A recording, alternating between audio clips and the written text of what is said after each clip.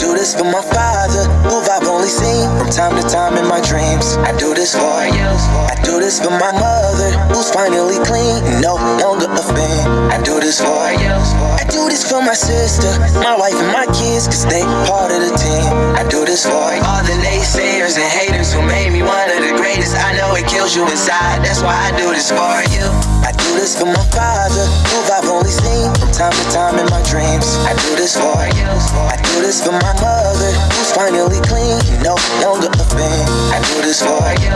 I do this for my sister, my wife and my kids, cause they part of the team. I do this for all the naysayers and haters who made me one of the greatest. I know it kills you inside, that's why I do this for you. I do this for the kids who sit a bit outside the mix, who maybe cope through humor just to fit in for a bit, who never let the world know when depression's setting in. To all of those who know you, that impression don't exist, and it ain't counterfeit, it's just a way to counter it.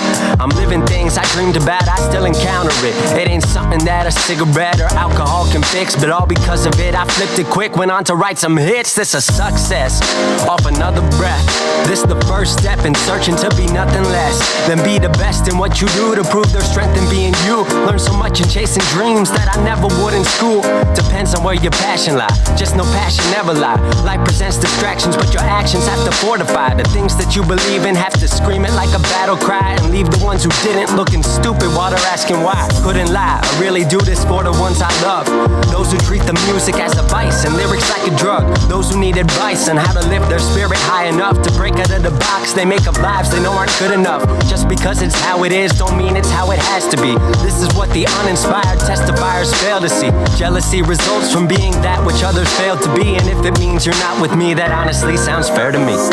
I do this for my father, who I've only seen from time to time in my dreams. I do this for you.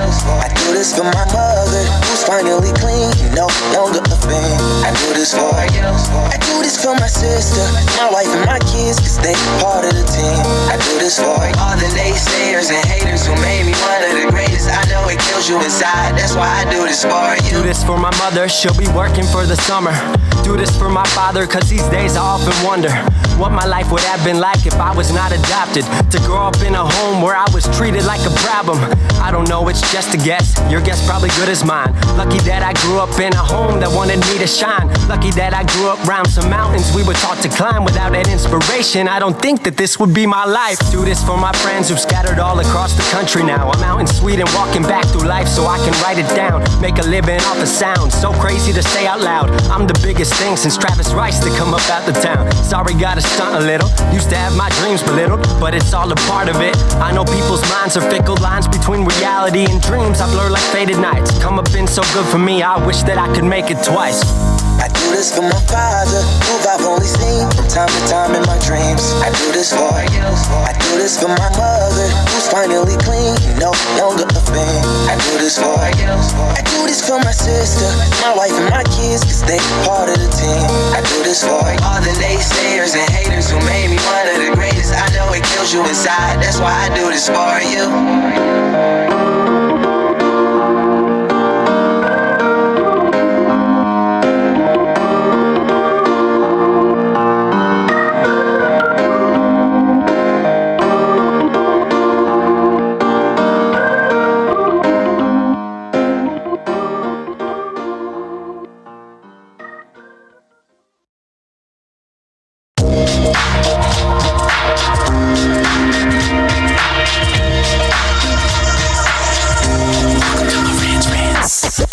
Welcome to Marantz Rantz, no advice on finance. Spin the wheel and take a chance. Get an NFT and a little education. The system got undertow, that knowledge is flotation. You wanna learn? Well, you came to right place. You're pumping AMC, might get slapped in the face. Get your due diligence, know who the villain is. Don't be a sheep when the shepherd's carnivorous. So come learn, laugh, and maybe you win big. And listen up, y'all, the wheel is not rigged. Everybody get a chance in the live chat. Kyoto spin wheel, you win just like that. Retail fight back and this retail winning. Y'all just wait, man, this is just the beginning. All fellow Simeons, GME group singing the truth. We just chillin', infinity pool swimming.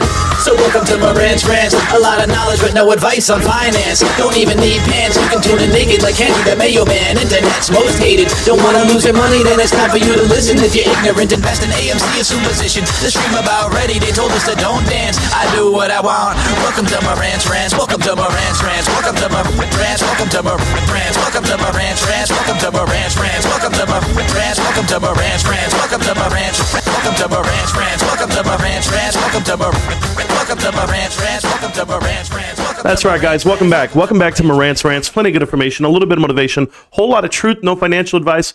I get it. I really do. Everybody wants to watch this damn speech between Tucker Carlson and Putin. I don't give a damn.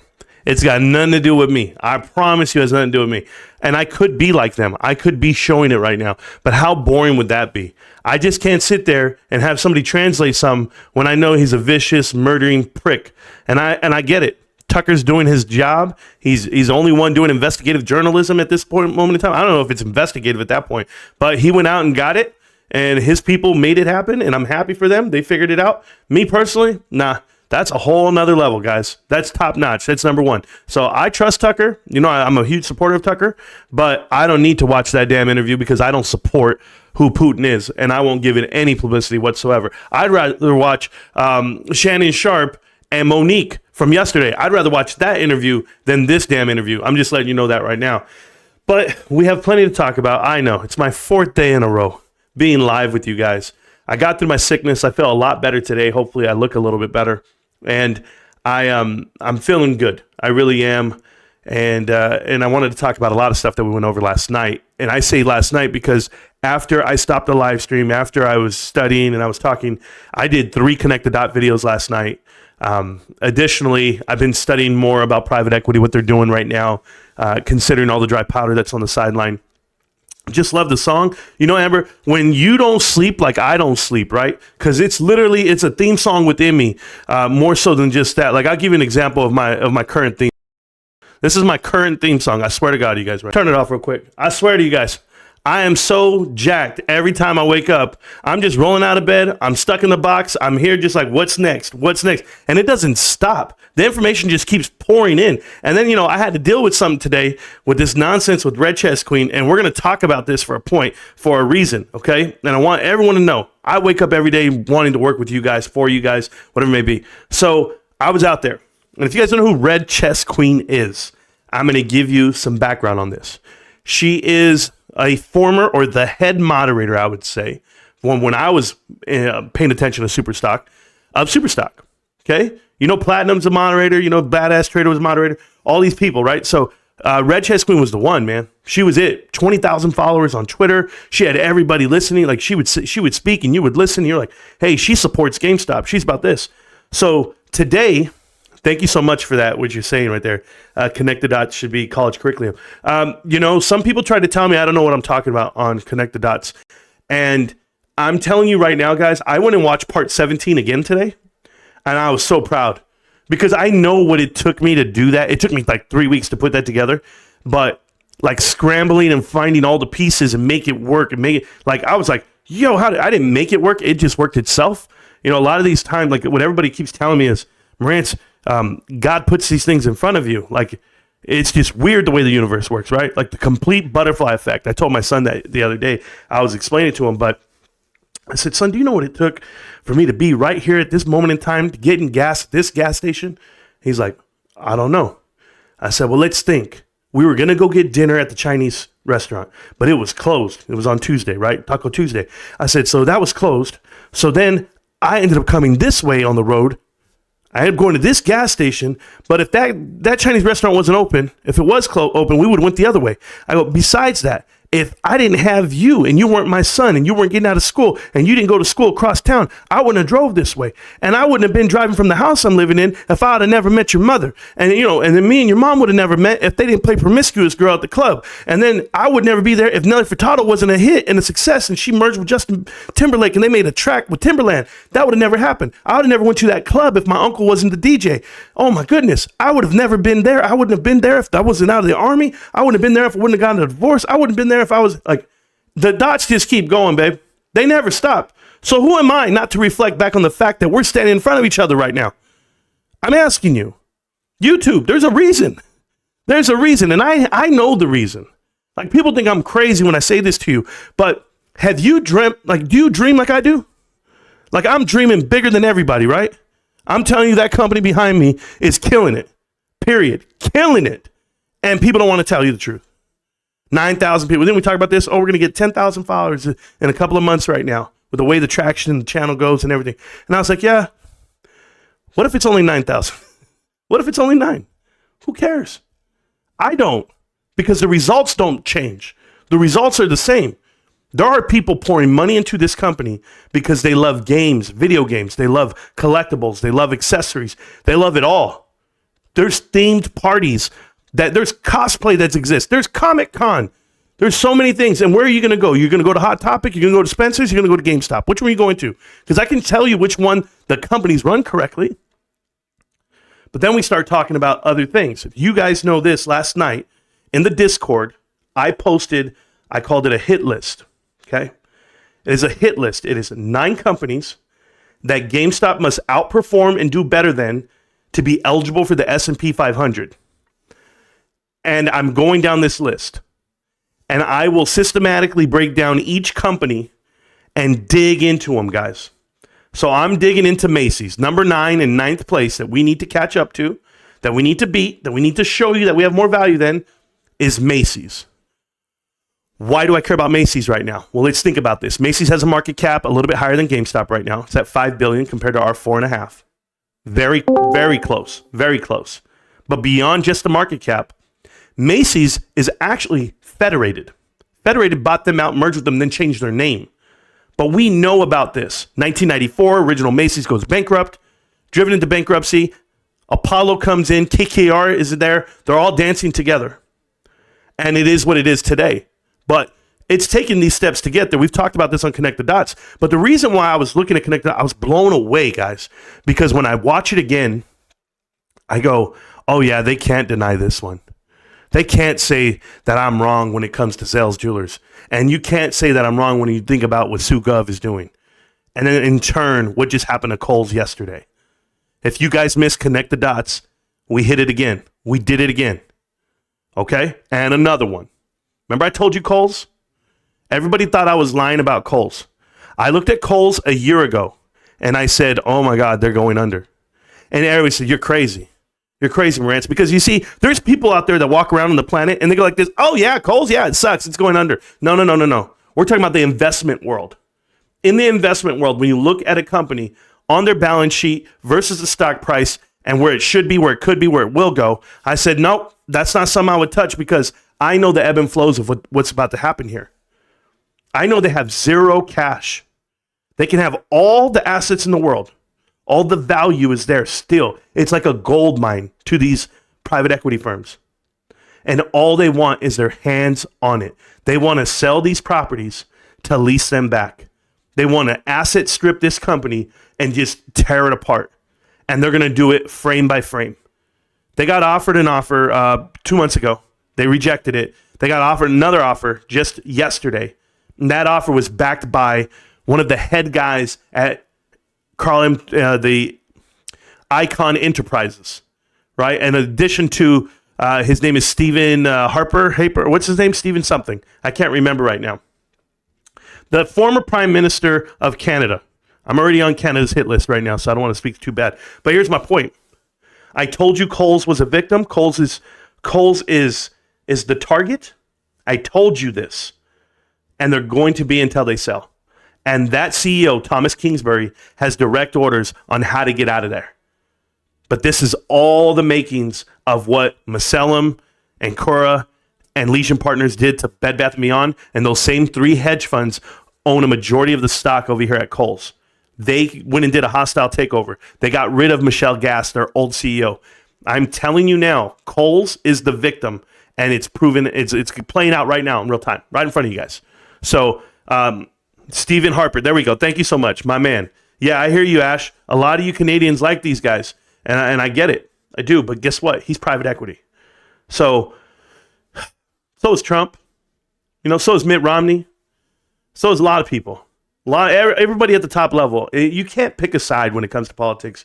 And if you do, I mean, the money's going to win every time, so it doesn't matter. I already thrown my hands up on this. That's why I'm not the freedom fighter. I talked to Dan today, Dan TDM, the real DMT. You guys know who he is. I was shocked to find out that he's actually an employee and works for David Lauer. Completely shocked. Because you guys know I support Dan. I do. He's the one who made my theme song. You guys heard the theme song at the beginning of the show. Welcome to Marantz Rantz. Plenty of knowledge and good advance in finance, whatever. We don't even need pants. We can get naked and we could do it again on the bed. No, we don't want any more kids. No, I don't know. Dan's the man. Okay, he always has been. He did that song for free. He didn't charge me anything. But, oh, did they? They mentioned me? Somebody mentioned me. I don't know. I just got a message. But the thing is, let me look at it really quick. Hold on, guys.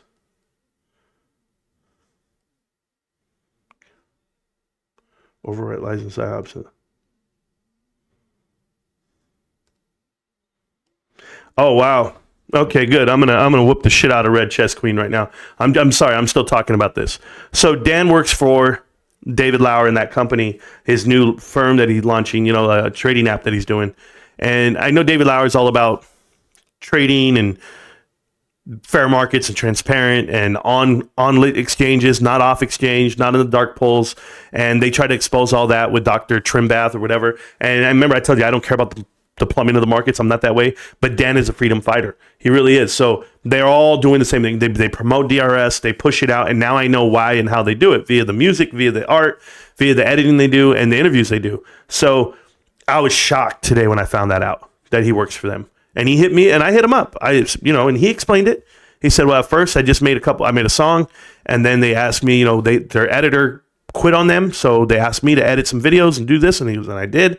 And he has a skill set, and he has to make a living too. I'm not hating on him. It's just I don't trust David Lauer. I've said this, guys, from day one. I don't care what people tell me. I don't trust him, and I still don't. I don't care if Dan works for him. Dan says he's a good guy, that's what he told me today. I have a feeling about people when I meet them and when I see them and when I hear them, right? So I think we've been pretty much correct on everyone that we've met and we've talked to and we've listened to. And the reason why I didn't like David Lauer, and I told people, one, he's a former Citadel employee. Two, he did all those interviews with Matthew Kors. And whether you're doing them for visibility and you're really about the cause and you're really about the movement, then go and make a platform, make videos, do the interview. You want to do interviews, go make your own content. Don't just try to get into communities to snaggle the group. Either you're going to build it from scratch or you're going to try to go inherit it. So that was just the way I feel about it. So, and I just feel that way because if you're not working hard and you're not working harder than the next guy, I'm not kicking it with you. That's it. And that's why I kick it with Dan, the real DMT. He works so damn hard. He makes so many tracks. He pumps out songs like nobody's business. So it takes a true talent on that. So I just want you to know how I feel about it. I'm not going to shy away from it. I'm not scared of it. I told him I'm not a big fan. So in the live chat right now is Whose House. I know he's here just to listen if he wants. He can talk. You guys can always come into the Discord and talk to me on the show. I'll be live the whole time. I'll pin the link to join the Discord chat. It's right there. So for all you haters out there, feel free to come on in and tell me how you really feel about shit. But we're going to talk about a lot of stuff tonight. Certainly, I'm going to go over a stock. I'm taking Amber's advice and I'm taking my own advice where I'm going to review a company pretty much every day. I'll try to, but we're going to review this 9, right? This Tony Romo 9 that I'm trying to beat out. So there's the hit list that we're trying to beat. If we can show that we're better than and show the process, it's great. But I'm going to give you an overall update on the market today. If you guys did not see it, it was absolutely ridiculous, this market today. The market itself, the SPY itself was all the way up to 499. What was it at, guys? Tell me right now because I don't have it on my screen. Let me go look. Is it over here? Right here. 498 on the after hour. It opened at 498. What was the high? 498.71. So 498.71 on the SPY. It's virtually there at 5,000. If you look at the S&P, so if the S&P can break over 5,000, it's very close. I think it was at 4,996, but it's very close, guys. So what does that mean? All-time high on the stock market, meaning they're pumping the Magnificent Seven. That's what everybody wants to focus on. No, I'm focused on more than that. I'm focused on the 20, right? Because what I saw today was absolutely disgusting. What I saw today, and I'm going to show it to you guys on this chart right now as we go to the charts. This is what I saw on the charts, okay? Yes, this is a SPY. I get that part. And you guys on TikTok, bear with me, guys. I'm over here showing charts, so I apologize. But right here on a company by the name of, and I don't know much about this company, but I just know that it didn't make sense for what I was seeing. Am I supposed to, what's the, I want to do it alphabetically. Can I do it? Well, can I do it changed? Yeah, price, high to low. Perfect. So let's look at Costco. Costco right here touched 728. If we look at the minute chart, this is absolutely crazy for Costco to come all the way up to 728. If you guys are like, there's nothing here. When you say news, their CFO is leaving. I'm going to go ahead and look at the news right now, see what it tells me, if anything. I have another screen where I have updates coming through. And it tells me January results offer solid sign of discretionary spending.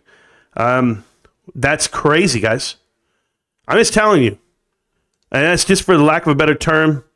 I don't know how they think that because it shows better results, that this warrants this type of run from 674 all the way up to 728. And we're talking about in 2 weeks' time.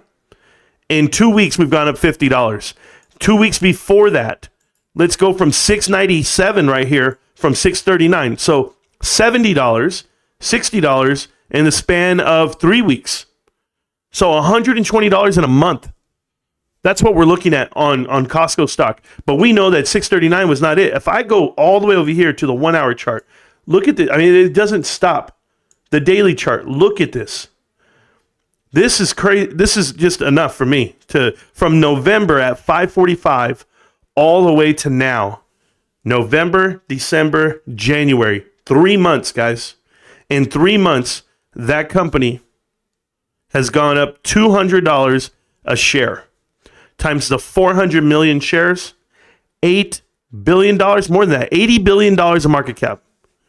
$80 billion of market cap, and I'm ballparking.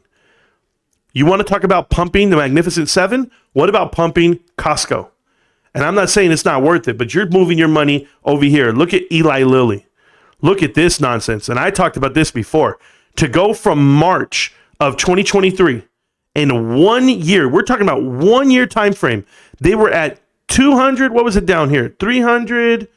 The 313. They've gone up 100% in 1 year. Absolutely crazy evaluations. I saw this gap up here. Wow, amazing on earnings. And then it was a gap and go because it never came back. And look at this again on another earnings, another gap. These don't make sense to me. We're talking about companies that are now worth $700 million. Costco worth $300, $400 million. Is baffling. Another one, $700 price point on NVIDIA, worth 1.6 now, 1.65, 1.7 yesterday, 1.7, 1.6 trillion dollars. Microsoft is the number one company in the world right now. Microsoft is worth over $3 trillion right now. They're beating Apple. And I was just like, this is just unbelievable. But I'll go back to my hit list because we don't have to worry about those big companies. We just got to worry about these little guys right here. And Macy's on my radar, guys. Macy's is what I'm looking for. If you look at Macy's, used to be at $4 during the pandemic, creeped all the way up to $35 a share, and now it's at $19, somewhere in this range. But we get to talk about them. They're going to go under. I'm telling you now, they're going to be filing for bankruptcy one day. I just haven't looked at all the financials. I haven't done everything I'm supposed to do yet. I'm going to look at them with you right here in real time. But I'm going to get to the chat, get to what we're talking about, the other stuff. And thank you guys so much for all the support. I'm reading right now. Let me go ahead and catch up. Hello, thank you. Yes, we're here. My man just blew up. That was epic deep. My mind just blew up. That was epic deep. I don't know what we're talking about, but I got you. I forget what I said. Who knows? But if you guys saw, there was another headline out there that there's a rumor going around that Xbox is going to be shutting down all of their gaming platform. Like, I don't even know what the hell they're explaining. The fact that GameStop tweeted something, I had the whole tweet and it didn't make any sense to me. It was crazy to a point, but we'll see how it all goes. I really hate those commercials. Yeah, me too. But what can I do? A bloodbath next week. Yes, Wish. It has to be a rug pull at some point. I think this is my point to it all right now. The SPY being all-time high, that means the economy is blazing. This is the heaviest the economy's ever been in your whole life. But here's what you have to remember and remind yourself, okay? The United States government allowed $6 trillion of conversion from the Fed. Okay. And I don't want to say printing. Okay. But that's what a lot of people like to say. Oh, they printed all this money, $6 trillion worth. Well, they gave that collateral for free to the banks to allow them to do the things they did. So $6 trillion. $6 trillion went out to the American people. Tell me where it settled. Because right now, it looks like it's settling on top of the stock market. Everything goes up. It's not Reaganomics. It's the complete opposite. This is Bidenomics. Okay. You allow this money to trickle up towards every one of the 1%ers. Because it's almost like owning Bitcoin, guys. Do you guys get it? You buy Bitcoin right now at $40,000, you're an idiot. And people don't get this part. But in 2019, all the institutions bought Bitcoin. They bought the majority of Bitcoin, so therefore they can set the price and they can trigger it off of you. Bitcoin being 2,000, 3,000 at the time, whatever it may be, 4,000 during the pandemic, that's fine. You should have bought it then. You can't jump in now. This is my problem that I have with this economy and the SPY where it's at today. I don't know how high this can go. But if you want to try to time the market, if you want to play this game, it is going to be an expensive lesson for a lot of people. Guys, I'm not a genius. 6th grade arithmetic math is all you need for the stock market. Plus, minus, divide a couple of things, get some averages, and I'm telling you right now, people are going to lose bad. Couple of ways that you can win. The easiest way to win on this market, don't take my financial advice. I'm going to tell you what I'm doing. And you guys can say I'm crazy, but I'm not because I've been here before. I'm going to go leverage my position. I'm going to hedge it with cash, and I'm going to buy the dip. I promise you, I'm going to take a loan out on my assets, which I already have processed right now.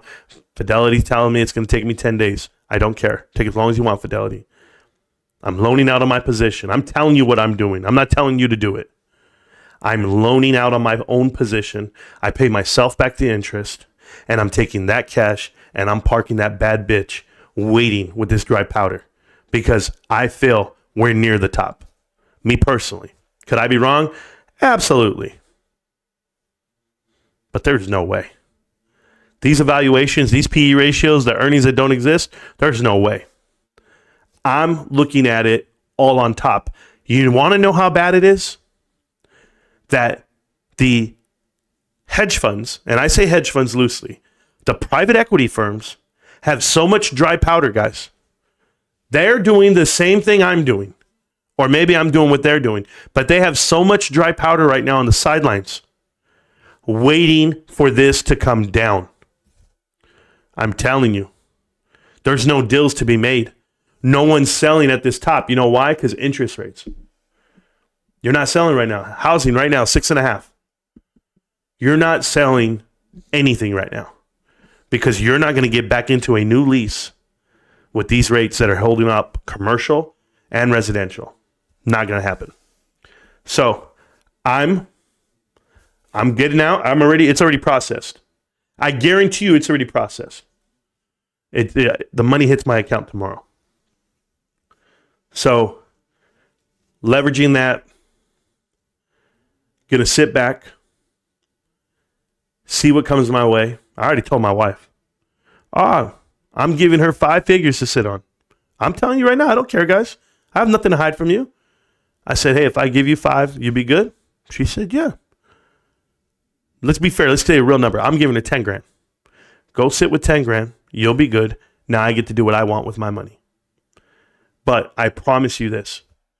Bring that GameStop all the way down. Bring it down to $12. Bring it down to $11. Bring it down to $10. I'm going to change my life. That's how I feel about it. I'm not crazy. Interest rates aren't going down. Why should everything be so bloated? You know, I know a housing guy. I know a housing guy really well. He just bought his second home. Think about how crazy this is in a way, okay?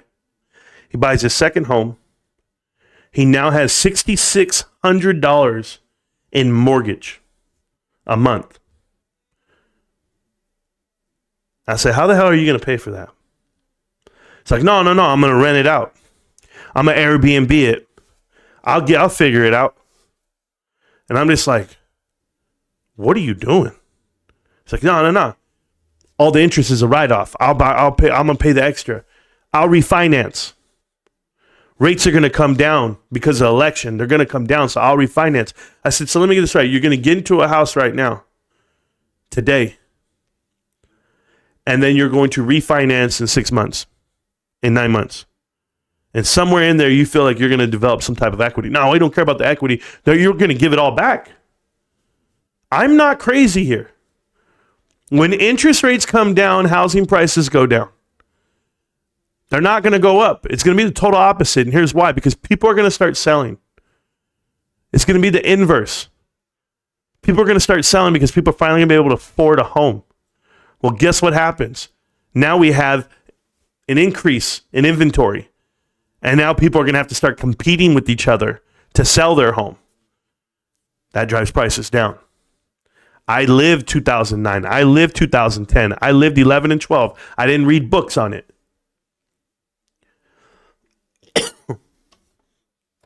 Well, I have read books on it. But maybe I'm crazy.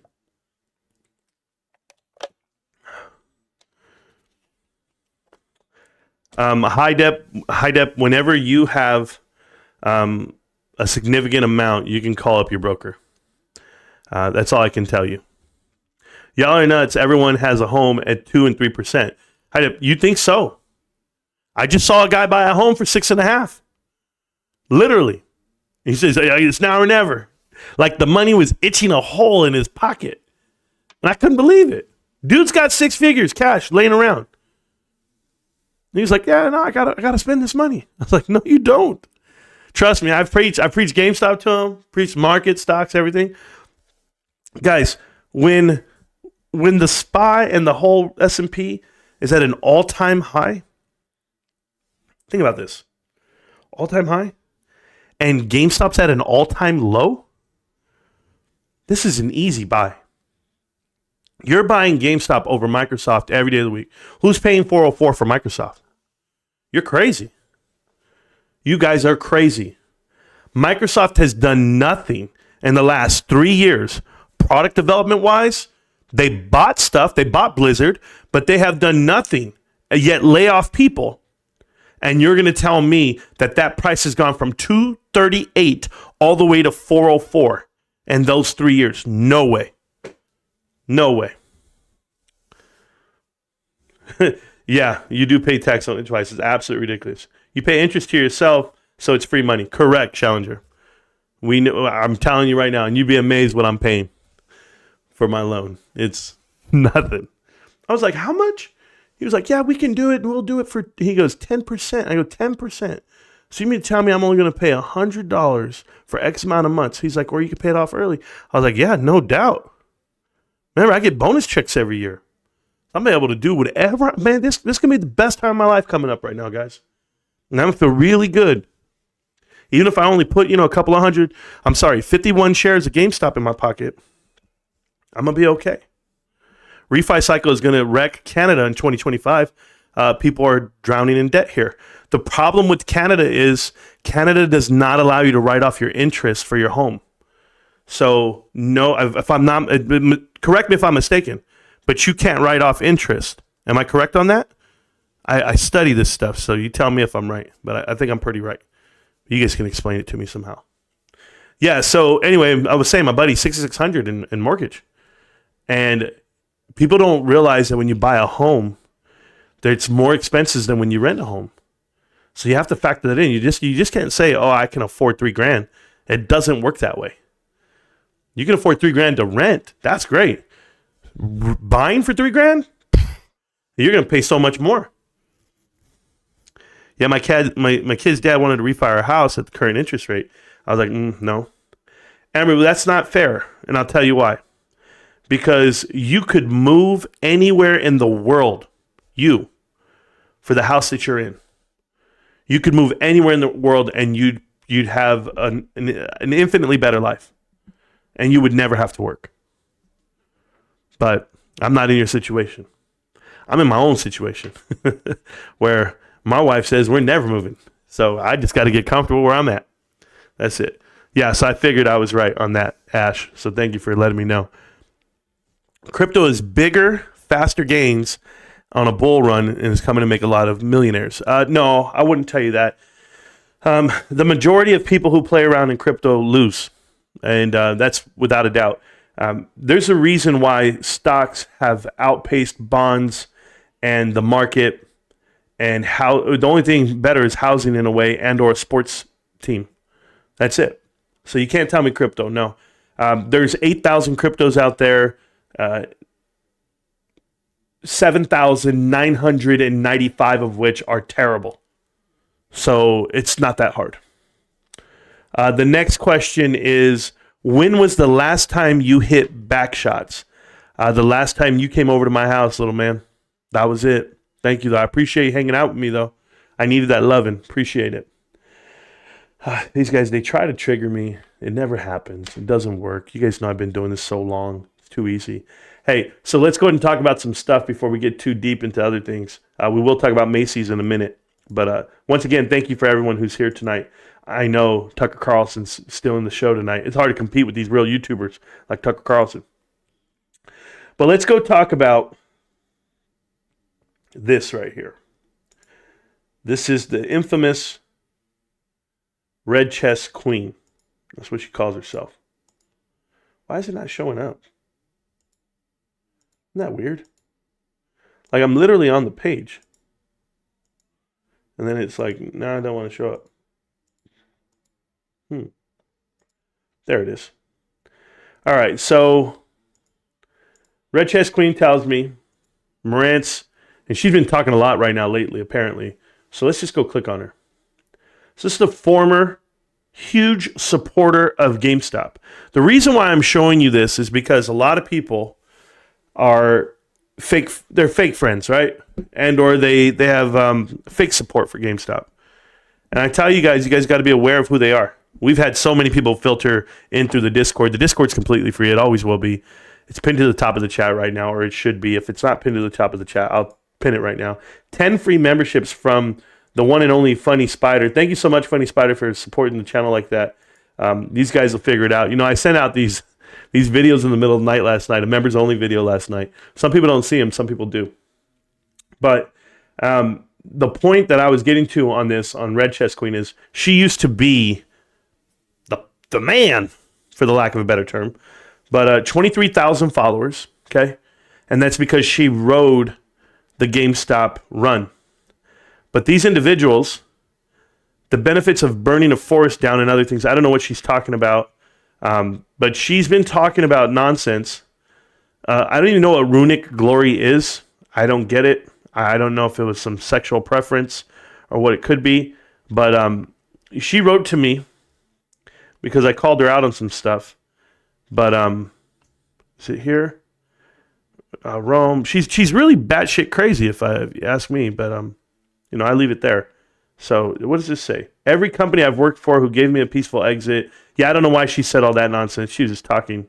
You're the villain. No, I'm not. Yes, you are. She says, eventually you'll become the villain. That's what she said. So she said she found some psyops within GameStop right here. This was her whole thing. Question: if GameStop investors can fall for overwrite lies and psyops about leaders and their community, how can they be trusted to accurately DD the stock?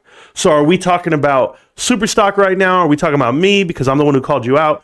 Well, who are we talking about and what are we talking about? But she uses OpenAI to write up this, what she determined was a psyop for GameStop. There's where you miss me already. Like, the fact that you're using that is crazy. You are right. Now I'm in the GameStop mines. Gonna undo 2 years of PSYOP in a week. Let's go. You see that? Like 2 years of PSYOPs. She thinks that she's being tricked. And she uses the DRS as a PSYOP to sabotage GameStop retail investors. And she tells you PSYOPs is specifically to the DRS could be used to sabotage GameStop retail investors by manipulating the market and creating confusion. This could be done by using misinformation campaigns, false news stories to create market uncertainty and drive down stock prices. Additionally, the DRS could be used to register false accounts in order to buy and sell GameStop stock, creating an artificial demand and driving up the stock price. This could be done in a way that could be more difficult for retail investors to distinguish the true market conditions from the false conditions created by the PSYOPs and DRS. Okay, all of that being said, hey, Red Chess Queen, I know you want to highlight this and you think this is like the end all and be all. I'm going to tell you something that I don't get it why you quit. I understand why you quit, I guess, because you're a quitter in life. That's one thing. But this right here, no, it's not a reason to quit. If people cared about the stock price, then they don't believe in GameStop. You see, if you're crying about price action, price discovery, and them shooting it all the way down, what did you want? You want the stock to be $50 right now? You want it to say $100 right now and put the shorts on ice? Well, then how much could you buy? How much could you be buying right now? How could you perfect your position other than everyone that would have to start averaging up? In my case, because I believe in the company, I believe in Ryan, I believe in the longevity of it, I'm looking to average down every day of the week. The lower the price, the better for me. Do you know how many people are waiting for checks for moments in time throughout this whole year? Are you kidding right now? If GameStop stays down below $25, that's below $100 a share pre-split. If it stays down below $25 for the next year, you think I'm going to complain? As long as that balance sheet keeps showing me what it's showing me, they keep showing me that they're transitioning, that they're pivoting, that it's headed in the right direction. You think I care? I don't care about the price at all. Because I'm going to have 2 cars paid off. I'm going to get a raise at work. I'm going to get another bonus. I'm going to figure my life out from then until now. I'm going to live diamond handed. I'm going to find a way to get more shares. That's something that I'm positive about, that I'm happy about. Like, I don't know what world you live in, young lady, but I don't live in your world. It's not possible for me to live in your world. I'm sorry, guys. I'm sorry if you came to GameStop and you came to this investment, you came to this channel and expect, you know what? I'm going to get it tomorrow. Hey, I want it tomorrow too. Let me see it this way, okay, guys?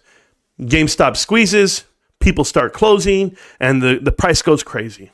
And next thing you know, you have the biggest rush of your lifetime, and the stock goes all the way to $500 a share. It gets there. Somehow, some way, it gets to $250 a share. $200 a share. If you had 1,000 shares, okay, that is $200,000. For all of you out there that are saying to yourself, I need more shares. That's not enough. I want millions. I talked to Almo about this last night. I said, man, $200,000 would change people's lives. It would change your whole life. But if you have more than 1,000, if you have 3,000, if you have 5,000, if you have 10,000, you're up massive. You're up mountains. And that's why I don't mind waiting. I don't mind waiting for the next person and the next person, next person that can come along with us. I can only tell you that this channel grew over 3,000 subscribers this year. I can't even tell you how much that means to me. To have 3,000 new GameStop investors get the info, understand it, get diamond handed, and roll with it. That is amazing. That is amazing. You could take 3,000 new people with you, and that's more valuable. To me, that's more valuable than, hey, I want it tomorrow. Because now I got somebody new out here who's doing the due diligence, who's learning how to invest, who understands what private equity is. It's not just a buzzword. But you have to want to lead from the front. Red Chess Queen, I'm telling you right now, you're not built for this world. If you can't make it past a couple of years, 3 years to be exact, Ryan Cohen's been the CEO of GameStop for 134 days. And you're going to tell me, yeah, I can't. It's a psyop. Oh, yeah, the price. Oh, my God. Wait, what? You've never been through a hardcore marriage? Through a distance relationship? Through some kids that probably don't love you and love you again and don't love you again? And or you get in an argument with your parent? What have you ever been through some rough shit? You ever go to work and not want to be there? Like, those are all life things. These are issues. Have a neighbor you don't want to live? I can't even go outside because I don't like this neighbor. Live in an apartment where the guy upstairs just blasts his music and you're hitting it with a broom all night. No, it's never been you. You've never lived this life where it's tough. Oh, I'm so sorry. You thought these billionaires were just going to give you the money. My bad. You thought they were just going to lay down because you made up a subreddit channel, and you put out some DD, and you said, this is what's about to happen, guys, all because you thought it was going to happen that way. Well, while you're playing cosplay and you're dressing up and doing your thing, I'm going to let you know what everyone else is doing. They're going back to work, and they're accumulating more shares, and they're doing the best they can with what they have around them. Because this American dream that you don't want to work for, that you gave up on because the psyop that was in front of you, invest past the psyop. Invest past the bullshit. Invest past the distractions. That's what I've been doing. Literally ranting for 3 years. And I'm like, I'm ranting. I know I'm ranting. I know I'm not for everybody. I know my delivery's not cut for you. Because I'm not cut for weak ass people. I'm not for that. I will work harder than the next guy. And let that rub off on you. Not the DD. Not the, the DD said. I'm going to tell you something. What GameStop reminds me of. Okay? So this is a childhood story I'm going to tell you right now, guys. 100% correct and true. GameStop had a report today from the street. I posted in the Discord. If you read the whole article, it said GameStop's price target and GameStop's price action is moving down because of puts on the company, because they don't put out guidance, because the leadership doesn't give you what you want. And I said, oh, okay. So that's the reason to mark it down. That's the reason not to have a stock worth buying, right? And who keeps messaging me? Yeah, I got you. Thank you. You're good. Are you, I'm sorry, you're muted in the channel. My bad, brother. I'll unmute you. I had no idea you were muted down there. Let me see. Oh, yeah, I muted you last time, huh? Sorry, brother. There you go. You're not muted anymore. Whose house? I got you. Can you hear me? Yeah, I can hear you, bro. Oh, bro, you're spitting so much good fire, bro. You're not yelling. You're not ranting, bro. Truth teller, truth yeller, bro. I love this shit. All right. Let me keep going, though. Okay, I'm going to tell you guys a story. This is all going to make sense in a minute. So I'm reading this article today from the street about GameStop. It says GameStop is not showing their investors the path, what they're going to do. They're not telling them the plan, blah, blah, blah. And I told you, I don't want to hear the plan. Because when they tell the investors what they plan on doing, that's when the other guys, the Amazons of the world, can infringe on that. They can overtake, or they can outpace, or they can just push them out of the whole, the category. So I said, okay. You got it. So here's the crazy part. Meow, meow.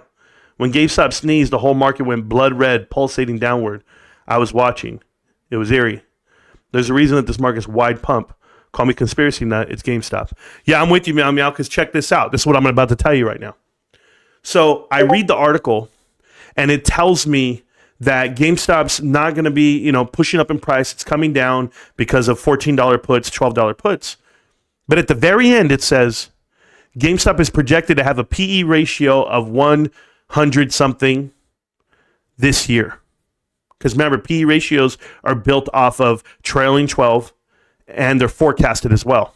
So it's always about what just happened. And it says for 2025, the PE ratio is going to be this number. And for 2026, it's going to be this number. And the number kept getting smaller and smaller. And as you know, the smaller the number, the better.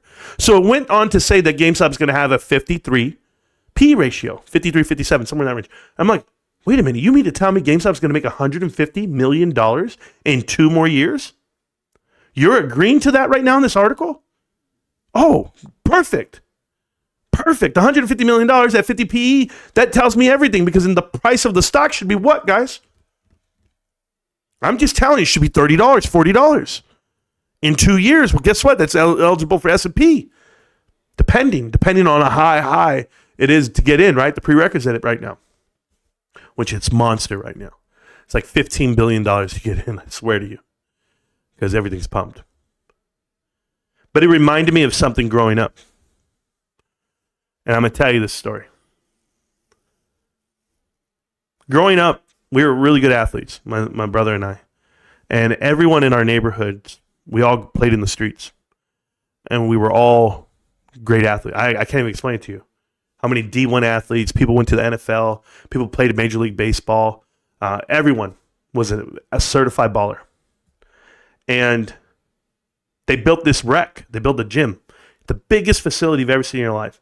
2 full court, hardwood, indoors, 8 rims, amazing gym with the track on top. We never seen anything like this in our lives. And the fact that we were residents of the city, we got to have a membership for a whole year, $15 a year. Because we lived there. Because obviously the taxes went up. They had to pay for it, whatever it may be. So we go join the basketball league. In the basketball league, I'm in 5th grade. We're ballers. We're playing. There's this one kid that was our age who didn't play. And we knew he was good at basketball. His name was Skyler. Skyler's the best basketball player at our school. And we had Landon Burt. Landon Burt was this crazy good white boy. He was amazing. He played, I think he played for Kansas City Royals, and he went to San Diego State. He played baseball. He was a great baseball player. But he was a great basketball player, too. We had a lot of good ballers, but not Skyler. We knew Skyler could play, though, because every day at the rec, guys, we'd be playing 5-on-5, full court. We loved it. We're talking 6th grade, 7th grade, 8th grade, 9th grade, 10th grade, 11th grade, 12th grade. Every day we're at the rec playing ball. Back and forth, full court, running. You could imagine me and Rico, kamikazes. That's what they used to call us, man, because we just running into shit. Just running into people. We were football players playing basketball. We eventually got really good. But as good as we got, you always looked across the court over there. And Skyler was over there. And Skyler was with his dad doing basketball drills. Shooting the ball. Never playing a game. Never played in a game at all. I remember we only had 9 people. And we looked over, we go, yo, Skyler, man, you want to come over? We need one. And he was like, yeah. And then he looked at his dad, and his dad goes like this. Like, you weren't allowed to play. It was time to work. So there goes Skyler back. He's working. Skyler ends up playing at Hawaii. I think he went to Hawaii. He ended up being one of the better basketball players, the second best basketball player ever in our whole league where we live. The best ever was Caleb Gervin. That's George Gervin's nephew. Went to Louisville, started as a freshman back when it was impossible to start as a freshman. Now people just transfer to start. But yeah, so anyway, when you think about how great Skyler was, Skyler never played the game. But when it was time to go to high school and play, this was a bad boy. He was better than everybody. And he was out there doing it proficient, killing it. He had been working on his craft by himself. You see, this is how I look at GameStop. The fact that everybody wants GameStop to play their game. Everybody's looking like this. Come here, Ryan. Ryan, come do this interview. Ryan, come tell us what you're doing. Ryan, let me see what you got. Can you imagine? You get hurt. You can't play. Whatever it may be. But that's how they're trying to set up GameStop right now. They want Ryan to do these interviews. They want you to give you the playbook of what they're going to do. Nah. You be Skyler. You be Skyler right now. You be him. Don't give away the playbook. That's my whole story there. Just keep showing up. It says current fair market value right now is like $27.50. I'll take the number. Nah, you got to give me an inflated number, though, Stacks. Have you seen this market? This market's ridiculous. To put it in perspective, Apple, a $2 trillion company at the time, was losing market cap because of GameStop. Draw your own conclusions, without a doubt. without a doubt. Hello, fan. Hello, fan of GameStop. What's the angle on the meme coin? That's ridiculous. The meme coin has nothing to do with GameStop. So please save yourself the heartache, save yourself some money, and learn how to invest in the company because that has nothing to do with the company. There you go. So guys, I'm telling you what's coming your way for GameStop. I'm very excited. They're not telling anybody what they're doing. These guys are evaluating it the right way. It's going to be amazing. Eventually. We're different. We're different. Feel free to jump into the chat, guys, if you want to. I'm going to go ahead and start reading the chat. I need to read the chat, catch up with you. And then we're going to go ahead and review Macy's. And we're going to see if we're better than Macy's. I have my top 9 companies that we need to beat. If you guys don't know who they are, I posted it in the Discord yesterday. But I have a whole list. I'll show it to you right now. Let's go here. So we need to beat, we'll have fun with the meltdown in a minute. We need to beat these companies right here. So we need to beat Macy's, The Gap, Bath & Body Works, Wayfair, BJ's, Penske Automotive, Five and Below, Burlington Inc., and Dillard's. Not in that order. I know the correct order, but my point is, and you're going to say, well, some of those are not in our sector. Some of them are not. But you can't get into the S&P 500 if you can't beat these companies. So first one up, let's just go do it right now. We'll just do Macy's because that's the first one up to bat. So when I look, remember, this has nothing to do with leadership. To get into the S&P 500, they don't care. They don't care who you are, what you are. All they care about is the balance sheet itself and the price action and where it's been. So let's go look at financials and let's go figure this part out. So it's going to be too small for you guys, so I'm going to make it bigger for you. And there you go. Boom. Maybe I could, let me see if I can get it a little bit to where you guys can really read it right there, right? Should I go this way? About right there. She got a horse right here. Her name is Paul Revere. Okay, got it. So, revenue. So revenue is down from quarter to quarter. It is down, but guess what? It's going to have a big revenue spike coming up because of Christmas. They usually do 8.5 right there. You see 8.5, but they're in the red the whole way. So they've been losing top line revenue, which I wouldn't mind if they were gaining gross profit, but gross profit looks like it's falling off as well. Double digits in some quarters. That's not great. Operating expense is actually going up. So operating expenses are over $2 billion. They were at 2 before, 1.9, so they're flat actually, which is not bad. Any other expenses? Nope. Operating income, 79. So $79 million is the profit last quarter. The quarter before that, 2 million, 244, and 600 million last year. So trailing 12 profit, 600 plus 244 plus 2 is going to be 679, around 800, almost $900 million worth of profit. But after all expenses, the net income is down here. So your net income is 43 million, negative 22, so only 21, plus the 155 and the 5. So they're looking about 675-ish in that range for the year. That's what they did. So 675 actual revenue itself. So let's go to the balance sheet. So balance sheet tells me their total assets are $18 billion. Cash, $300 million is what they added to it. I have to get the total on cash. They had 1.7. They lost $1 billion almost last year. So you really got to ask yourself how they lose $1 billion. Is it all cash burn? It looks like it was just straight cash burn right here. Inventory was down. Nope, it's nothing there. It's a cash burn of $1 billion. They still have goodwill to burn off, which is not that bad. Their liabilities are okay. They have equity within the stock. So this is a company that is asset heavy. They've been in bankruptcy plenty of times in the past, but they are $1 billion worth of cash burned off last year. So I don't want to see them burn off again, another $1 billion.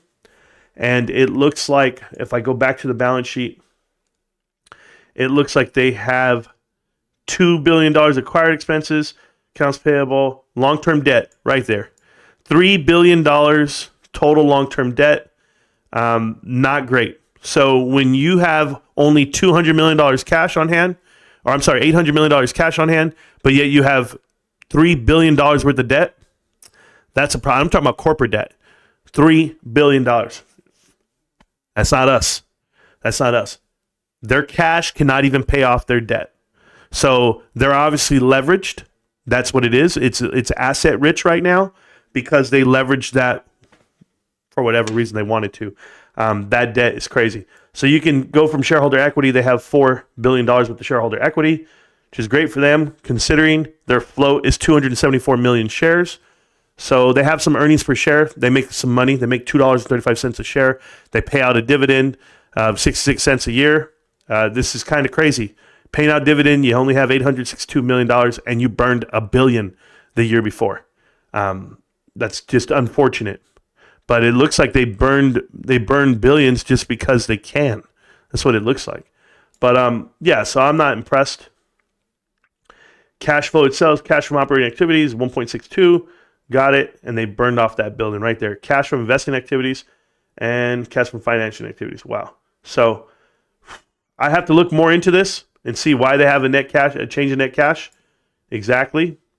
I have a whole different website that I look at, and you guys know what it is, stock analysis. But from right now, from Macy's standpoint, they're a solid company. They're at the $5 billion plateau, but they have currently $3 billion of debt, is what I could see. I'm not a big fan of that.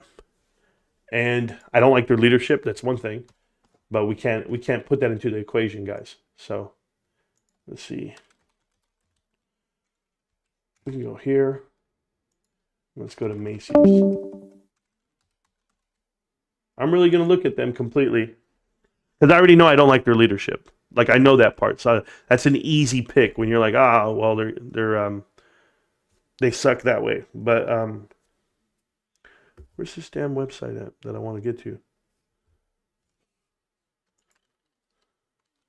I think it's stock price. I don't want stock price.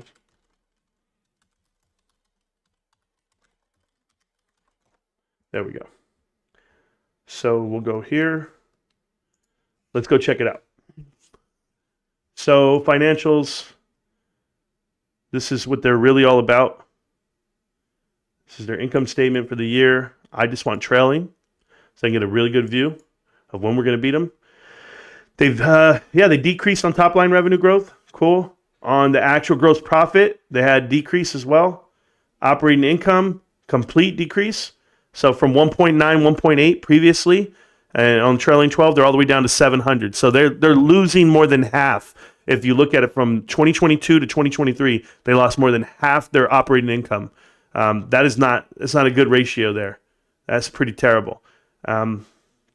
So net income's the same thing. Net income's been cut in half, and they haven't shrunk their footprint. And what tells me that is SG&A is the same. So SG&A is the same, meaning they're not shrinking, but yet they shrunk half of their profit. So that's pretty wild, considering. Next is going to be balance sheet. So cash and cash equivalents means that they have they just don't have the cash anymore. They're burning cash. So that sucks for them. Current assets, long-term assets, we did that. We looked at it. Long-term debt, current debt. Okay, so this is what they really have on long-term debt. What the hell? $6 billion in debt. And that's the trailing 12. So they're still sitting on $6 billion, guys. $6 billion worth of debt. So miss me with the whole they have shareholder equity. They got to pay off that debt. They'd have a lot more equity if they could pay off that debt. But it looks like that's what they propped up on. So the fact that they borrowed this money, that's what they're propped up on. So they're burning it off slowly. $6 billion is a lot. Too much. Cash operating cash flow, 1.2. Net income. And they had cap expenditures of $1 billion. Holy hell.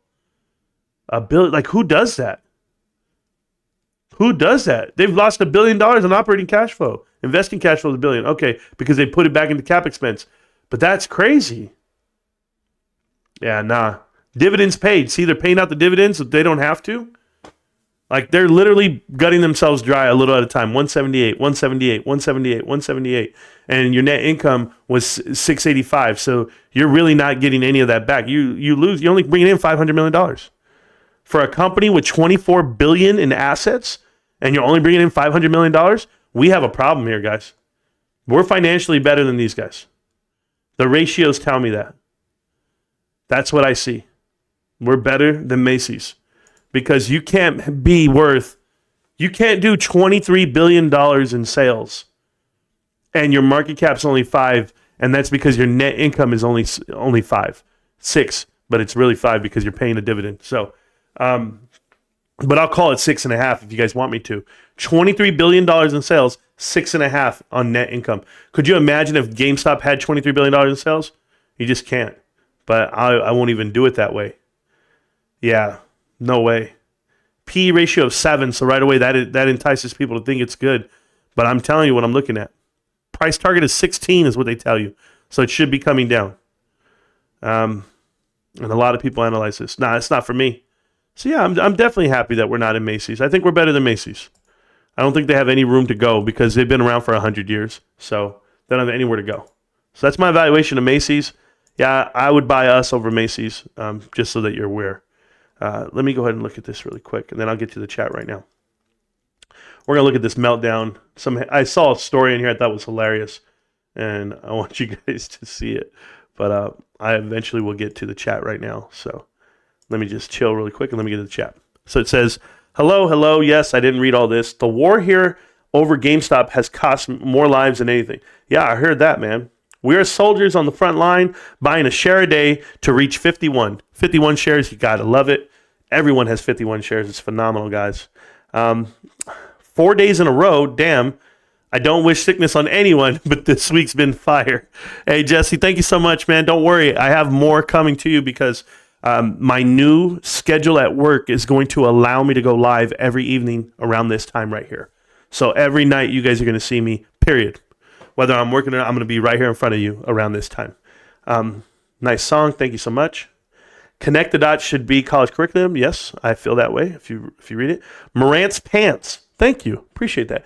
GameStop down 28% the last 6 months. Uncle Lou, they're down 14% year to date.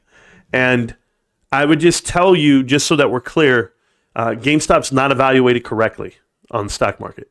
And that happens from time to time.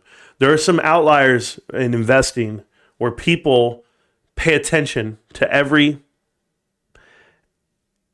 metric that you would want to measure a quality investment. GameStop was a growth stock in 2021, listed as a growth stock. They transitioned that analysis and they're now considered a value stock. Unfortunate part is there's no one giving an analyst, there's no analyst out there giving a rating to GameStop other than the one analyst that shorts it. So Wedbush is the only analyst giving you a rating on GameStop, which they're taking advantage of right now. They give it a $6 price target, which is completely impossible. And if more people were to do it and go to it, it'd be awesome. But you can't go to it and do it because Ryan Cohen doesn't give you anything to go off of. Therefore, all these analysts say, okay, you don't want to give out what you're going to do, then we're not going to give you a rating. And this is what happens. And they think they deter people from investing. They think they deter people from paying attention to the company or want to do deals. It's all a lie because we're going to be amazing. I'm just telling you. You're going to see $100 million worth of profit come through this year. But you know what's crazy? I was thinking about this the other day. $100 million of profit is a huge number to start with for GameStop. GameStop has $3 billion worth of assets. Macy's has 24. They have 8 times more assets than GameStop. But with those 8 times more assets, they only make 6 times more money. That's what you're going to find out. GameStop has a better plan, a better business model, and you can mimic that and you can see what you get out of it. So I think they're going to find a way to grow with better negotiating and realistic growth rather than what they had before where they were just over-retailed and spammed everywhere. So I think you're going to find out the hard way when it comes to GameStop that worrying about price action today is not going to be what people cash out on tomorrow. The price is irrelevant today, other than when you want to accumulate more. But evaluating the company is not the right thing to do based off of stock price. No, just know that it's a value. It's a great value right now. I've spoken to Red Chess Queen before. Well, there you go, Edward. Good evening, Marantz and GME family. The live stream yesterday was awesome. Today is going to be just as wild. Sure, I mean, every day's good. We never know what's going to happen. We're just here, man. It was great. It was right when we got kicked out of Wall Street Bets. Oh, cool. I remember that. I ended up having to unfollow her on Twitter, but we talked in DMs for a bit before that. Cool. My mind just blew up. That was epic deep. I have to see what it was TF had her. I don't remember. Marantz will explode when GameStop does. I'd long this channel if I could. Ashgard. Who knows, man? Who knows? You make me laugh. You make me get all excited because I'm like, I don't want to explode. I don't want it like that. I want people. You know what? Here's what it comes down to. I think a majority of us here enjoy seeing the underdog, right? Like we all cheer for the underdog. And even though I'm the big dog in the GameStop world now, I'm still the underdog. And if you want me to be that story, I'm going to be that story. But I'm going to make it. I promise you guys, I'm going to outwork them. And I'll never stop. They thought they got rid of me last year and the year before. And all we did was just keep our eye on the prize, and we learned a lot along the way. So I think it was Amber. She posted a clip yesterday, and she said, "Look at how far." Or she posted a comment. She said, "Look how much you've developed from 1 year to 1 year." Because like if you look at the first Connect the Dots videos, I didn't know too much about private equity and how they go about their business. I didn't know too much about the chief restructuring officers. I would have never known what the CRO is without that lawyer that I talked to. And he tells me, you could be a CRO. Like anybody could. They just put them in the business. And then they just vote the right way. And I was like, what do you mean? And that's when he broke it down for me. And I came out here and I'm doing Connect the Dots in front of you. And I know more than the next guy because I was given that info. And it was God blessing me, unbeknownst. So that's pretty amazing. Gap is trash. Yeah, we're going to go over Gap again, and not Gap accounting. We're going to go over Gap the company. We will. But today was Macy's. So what did I come to the conclusion of? Macy's is a big asset-driven company. It's a bankruptcies, everything. But as far as making money with the assets they have, they do minimal with that. So to only make $600 million and you have $24 billion worth of assets, and then your expenses, you have $1 billion cash burn from year to year? No, not at all. I watch those interviews after the fact, and the translation is added to them and not after they speak. Well, that's cool. I also know the origin of Camelot, current troop. Okay. I actually like them. I watch Nerdoretic and Geeks and Gamers and the Friday Night Tights. Wow, Edward, you actually watch those guys? I refuse to watch them. I don't support them at all. And they have a million followers. Like that whole group. So apparently YouTubers connect to each other and they do shows together and they do like these podcasts together. I don't do any of that, right? I do my podcast with you guys. I have you guys call into the show and stuff. But yeah, I know that they're all together. And so that's why they sensationalize the fact they think that GameStop's going down and it's not. What's good, my man? How you doing, Dane Slayer? Appreciate you. Cody may sensationalize GameStop now. He is a disgruntled ex-employee. I actually like him, though. I don't think he is bad. I want him to come back. Oh, you're crazy, Edward. Edward, you can miss me with all that bullshit. No way. You don't think he's bad? He's lying to people. Knowingly. Not sensationalizing. He said, I'm going to keep lying. You guys keep clicking. Literally said that to me. Go watch the clip. No way. Stephen Harper. My man. There you go. I agree. F private equity. I'm in banking. Everything in Connected the Dots is true. Thank you, Ash. Thank you. Feels great. GME, baby. What a time to be alive. Thank you. I agree. I totally agree with that. I think GameStop's going to be amazing. And I don't think it's going to be. I think it already is. Let's see what we have here. Connect the Dots is college curriculum at Wharton, where Trump went. Jerry Diamond, I'm very familiar where they all went. I don't know why you try to make things always like a stab at politics. Like, who you vote for is not your identity. Who you vote for is based off of the options you have. But be a better person. Try that out, Jerry.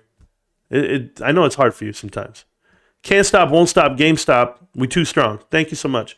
Bloodbath next week. Swish, if they have the rug pull right now, I wouldn't be surprised. You know, they hit 5,000 points when they do.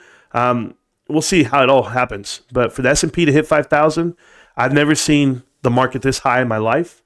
But like I said, I feel it's all this COVID money that's finally settling on the top. But that's just the collateral to whatever they bet against. And you know they bet against everything during COVID. But we've seen bankruptcy after bankruptcy. But in addition to those bankruptcies, we've seen multiple institutions, banks, crumble for being over leveraged.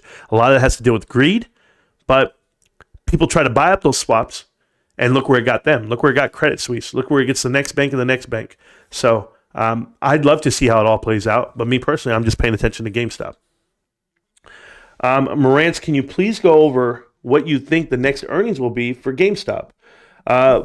Is it Bottle Boys? Is that what it is? Bottle G Boys? I don't know what your name is, or something like that. Hey, I do a live stream on YouTube over here. That's what I'm talking to over here.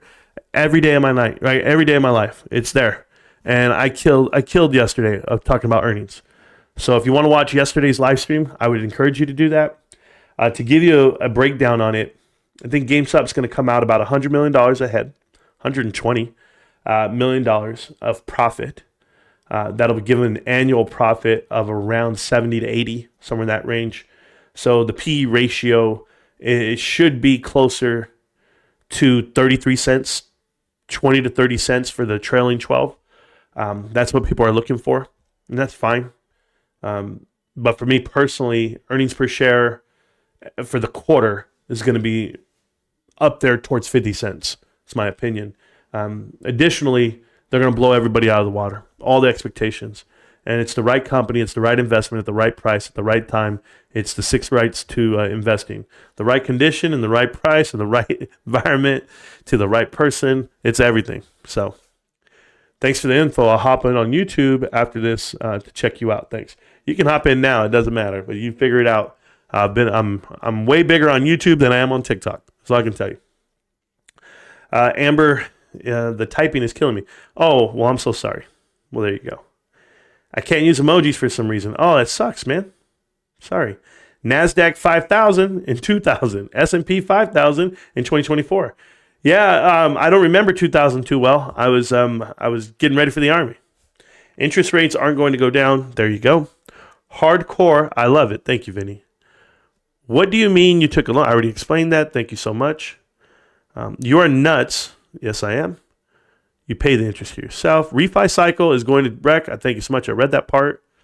Read that.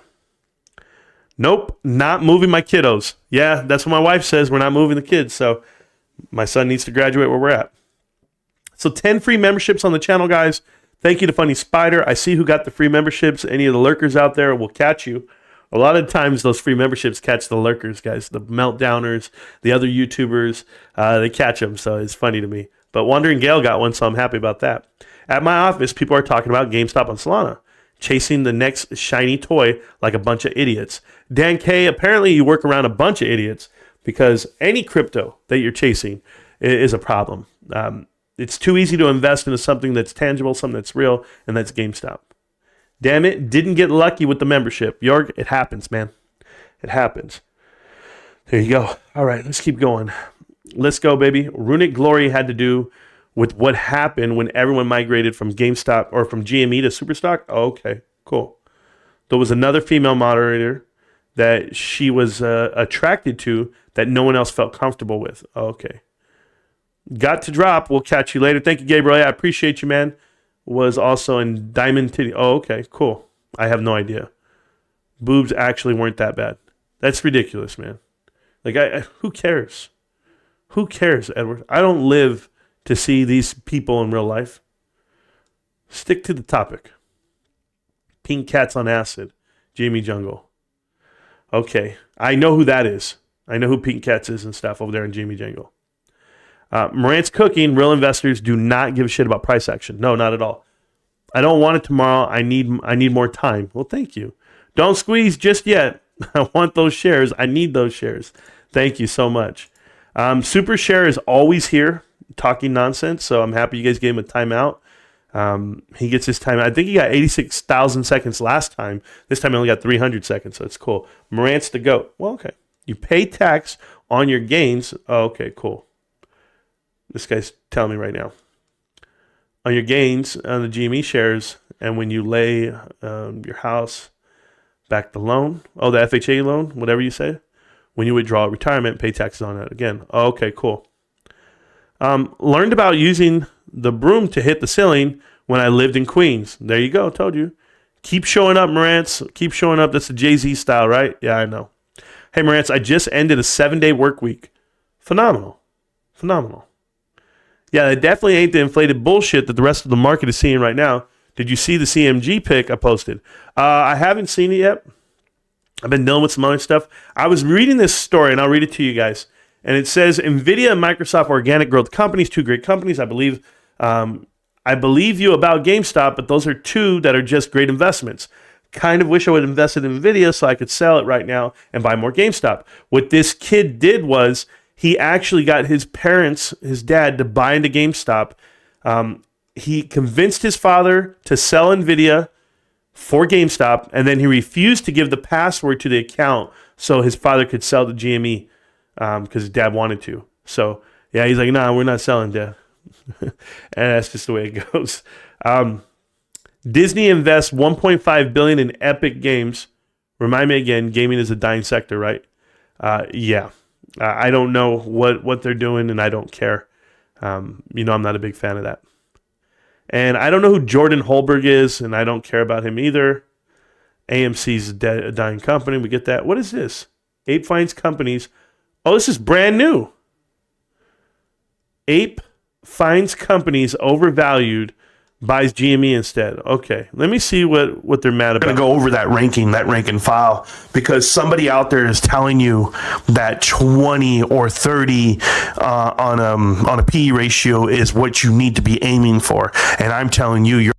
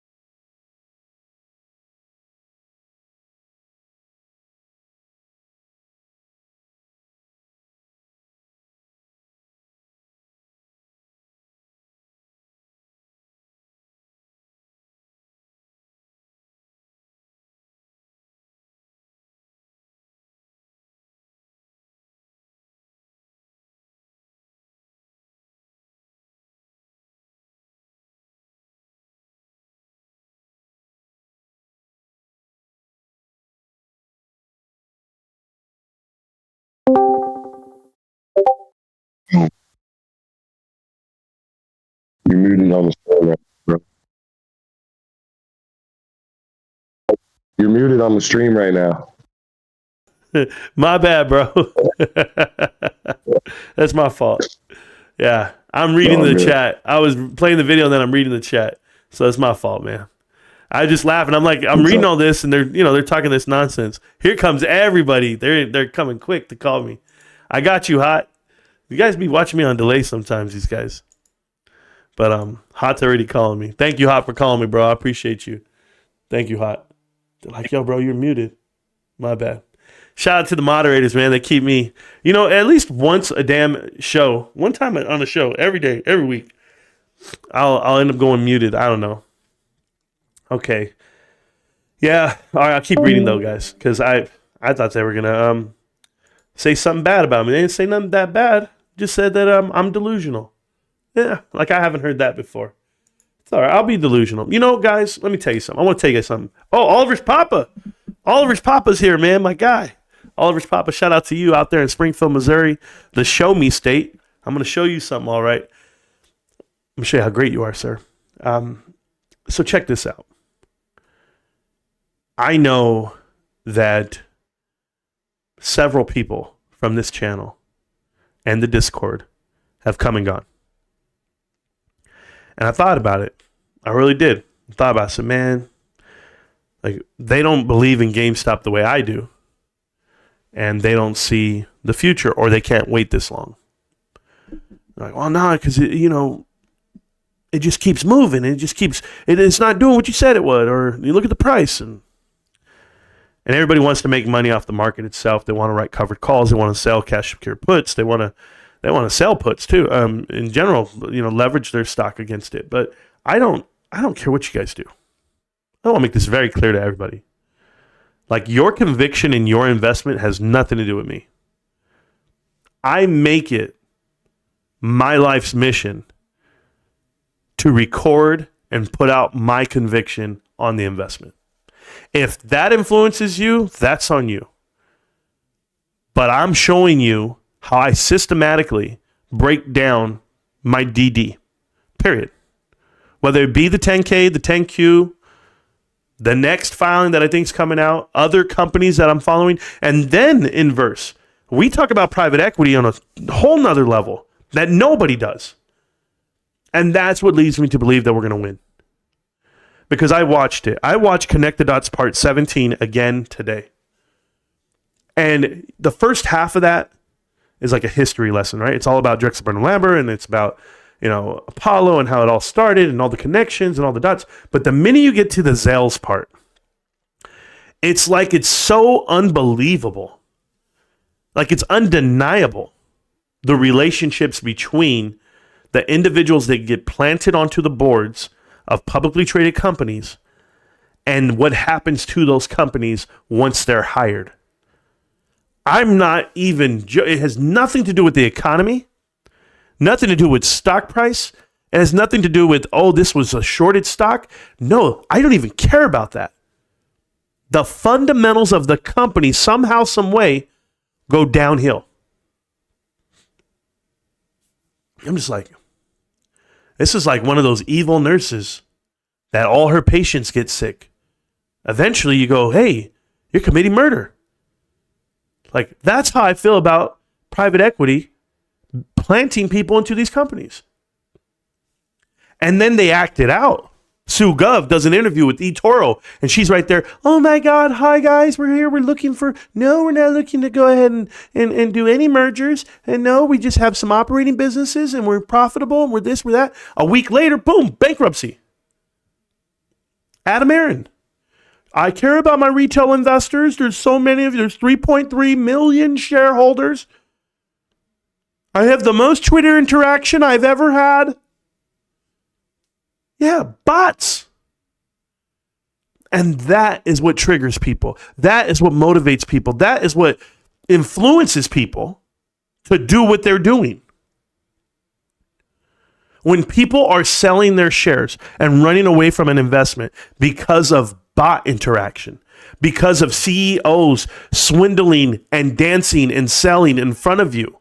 And we all know Roger James Hamilton did the same damn thing. Sue Gove, Dr. Diane Garrett, all of them.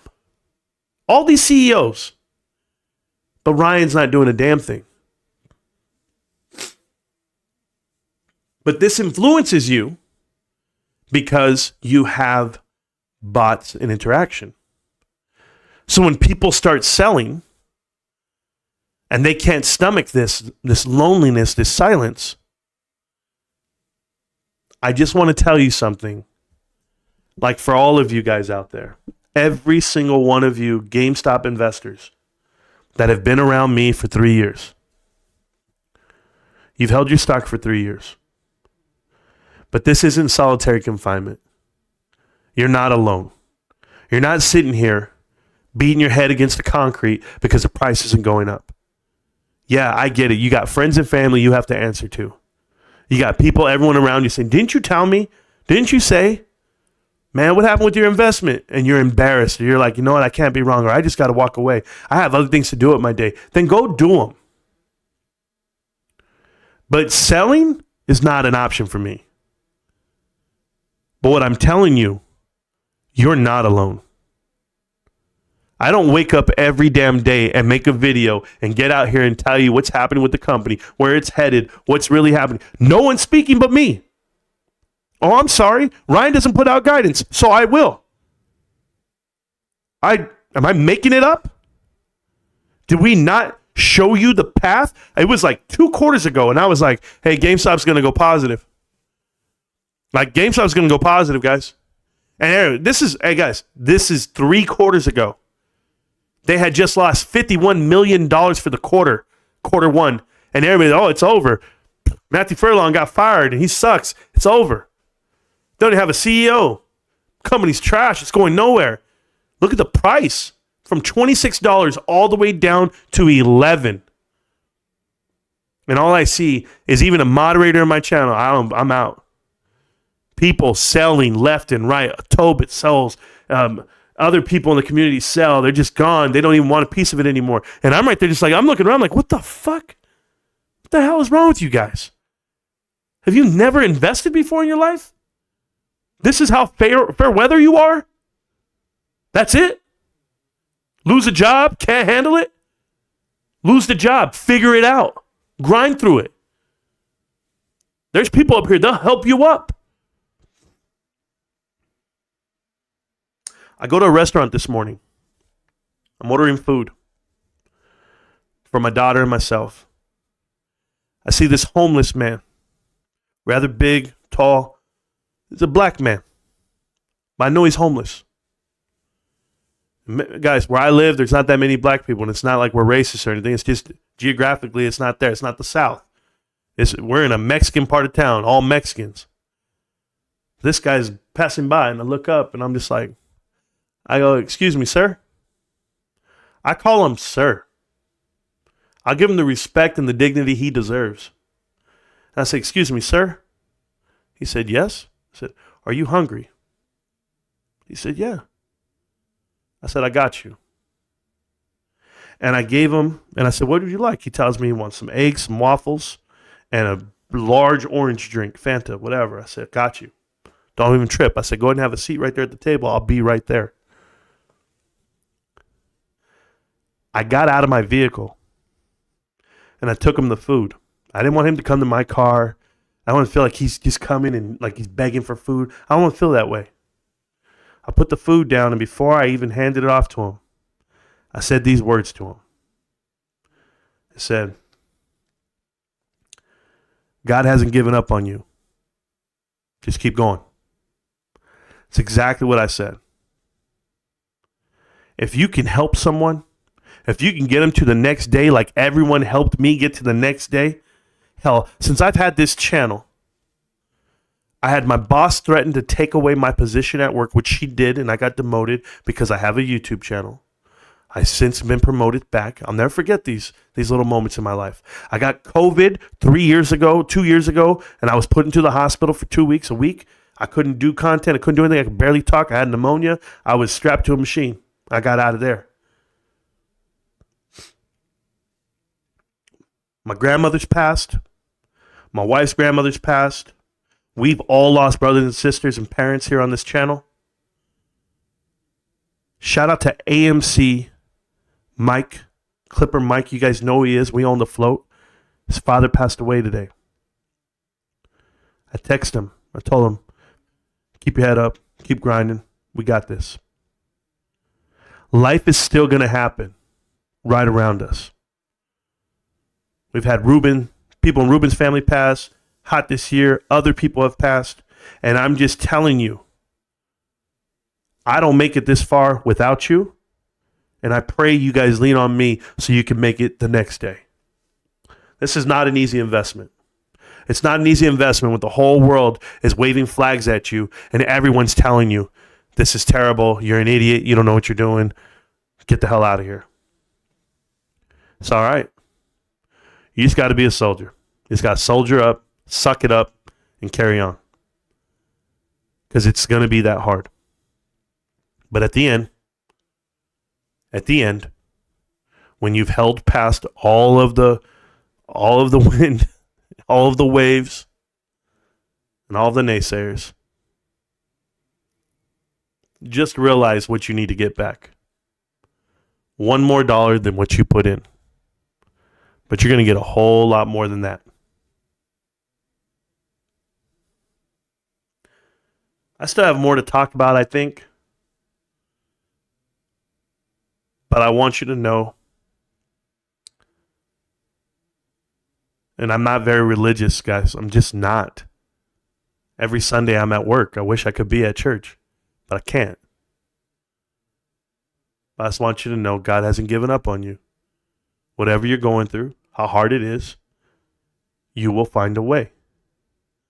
Those moments and those months that you've had nothing to eat, or you didn't have money to pay every bill, you had bill collectors calling you, you had to come up with rent, you had to come up with food, you had to come up with electricity, you had to buy kids shoes, get money for a trip. They don't even know how they're going to get from point A to point B, how you can get gas to get them to school. You don't even know what you're going to do. You call out sick to work just because you don't have enough money to get to work. All those things that have happened to you in life. We've all been a part of it. We've all done it. Your power's been cut off. Cell phone get cut off. You ever lose something? Lose your wallet? Car break down? Got to beg and help and ask for help. You got to, man. They want all of that to happen to you so that you have to sell. So all of you out there, and I know you lurk and you watch this show well after I'm live, because, come on, we're in here. There's only, 400 views right now on the live stream. Only 400. But yet, by tomorrow, it'll be 1.5K. And I'll tell myself, we had another 1,100 people watch the show? Where the hell are they? Oh, that's right. It's all these guys working for a living, because that's what GameStop investors do. They work. All those other shows that have all these people in them watching, a bunch of jobless kids running around looking how to catch up to the next investment. This is the hardest investment you'll ever have to make. But if the human reaction doesn't get to you, then you wouldn't be human. Some of us are just, we're dogs. We're beasts. Stacks. Hot. Rube, Almo, me, Kyoto, absolute fucking dogs. That shit could come all the way down to $9. We're like, hell yeah, let's do it. Nothing can deter me. Nothing can move me. Not away from it. Shout out to Jason, Abe, Funny, all of them. Almost Funny Spider, Chad, same thing, man. Working and watching and grinding. Don't forget to smash the like button. I'm supposed to be talking to somebody in the chat tonight. Is it Dr. Drake? Is that who I'm supposed to be talking to? I forget. I'm going to be in the Discord. He sent me a message in Discord. And he said, hey, I'm going to come on the show. And I said, no problem, man. Because I'm down with it all. But somebody that let me see. Are you ready? Somebody who works for GameStop wanted to talk to me. Have I not bought at every price? Chad, you have, man. I'm stacking GME every week. Good job. I love it. Don't forget to like and subscribe, whoever you are. Hiding in the background? Yeah, sure. Since you're too scared to call in, you can take some more notes and try again tomorrow. All of you.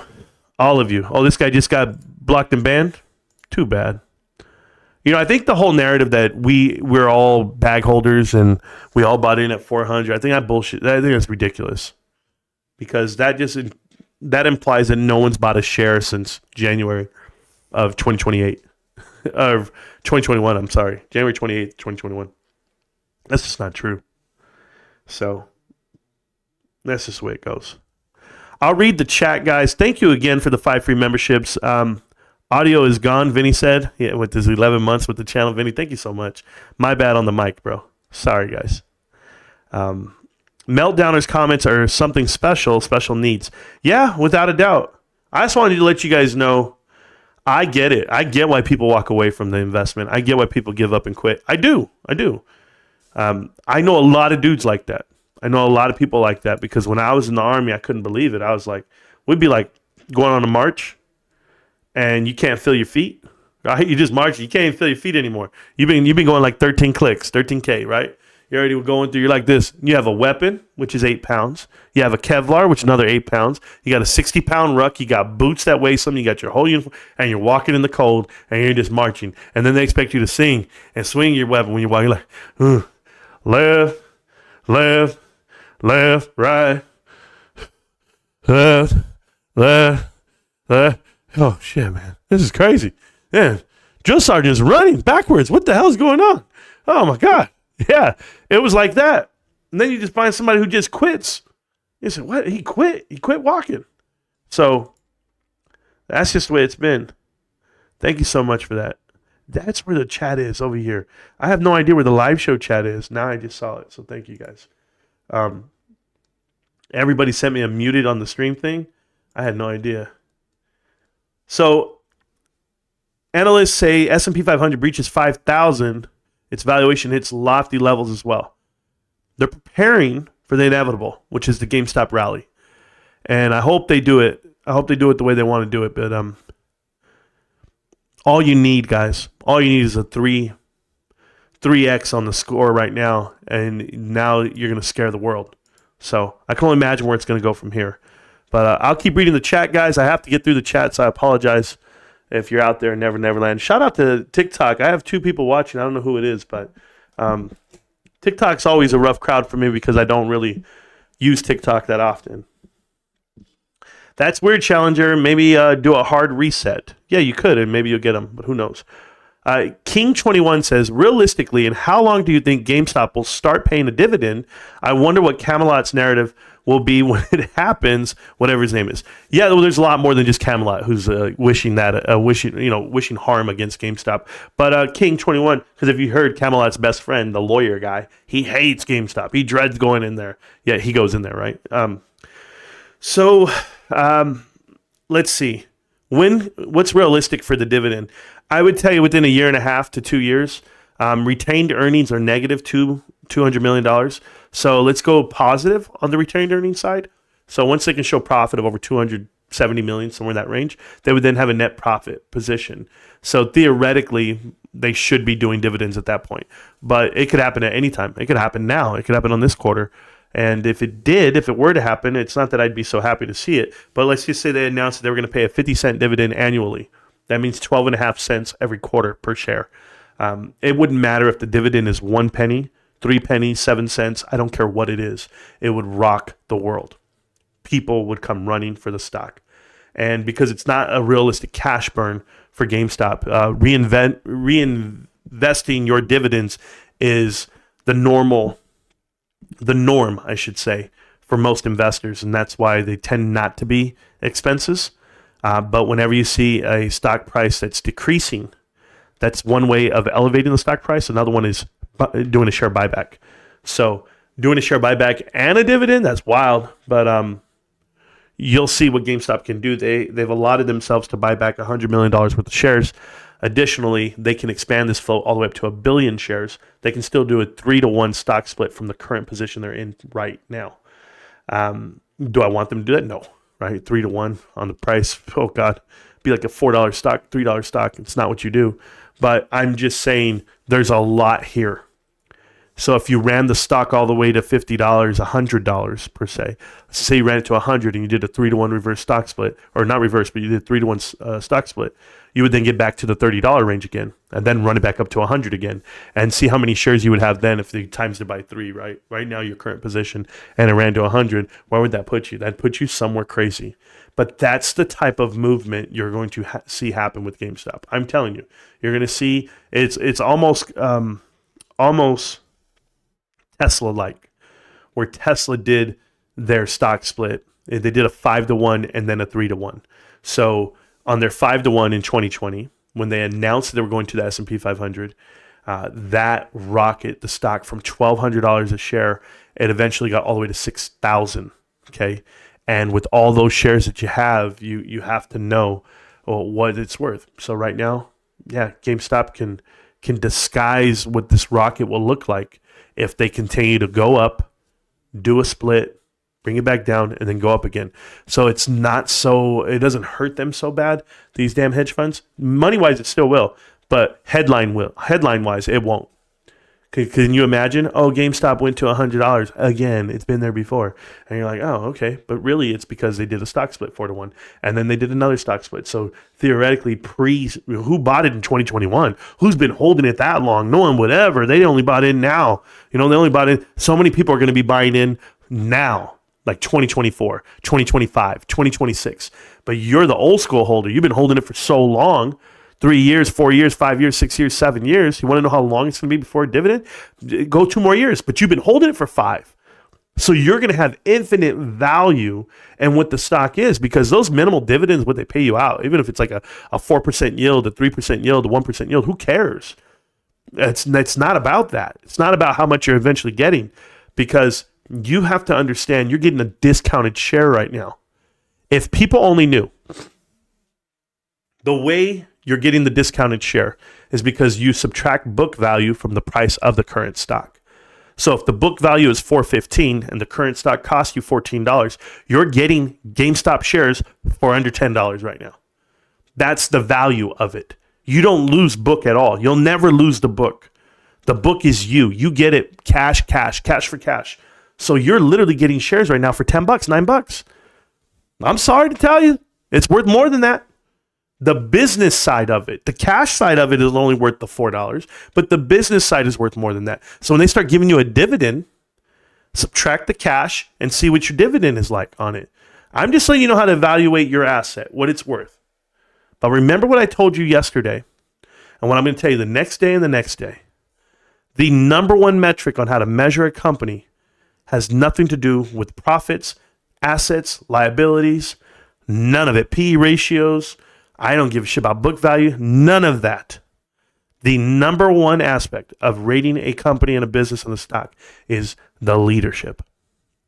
If you can't trust the leadership, if you know what they're all about, you know their angle, you know what they do, you know they're only bankrupt companies, they only asset strip, they only extend on debt. Like if you know that's who they are, they're private equity darlings, that investment's never going to work.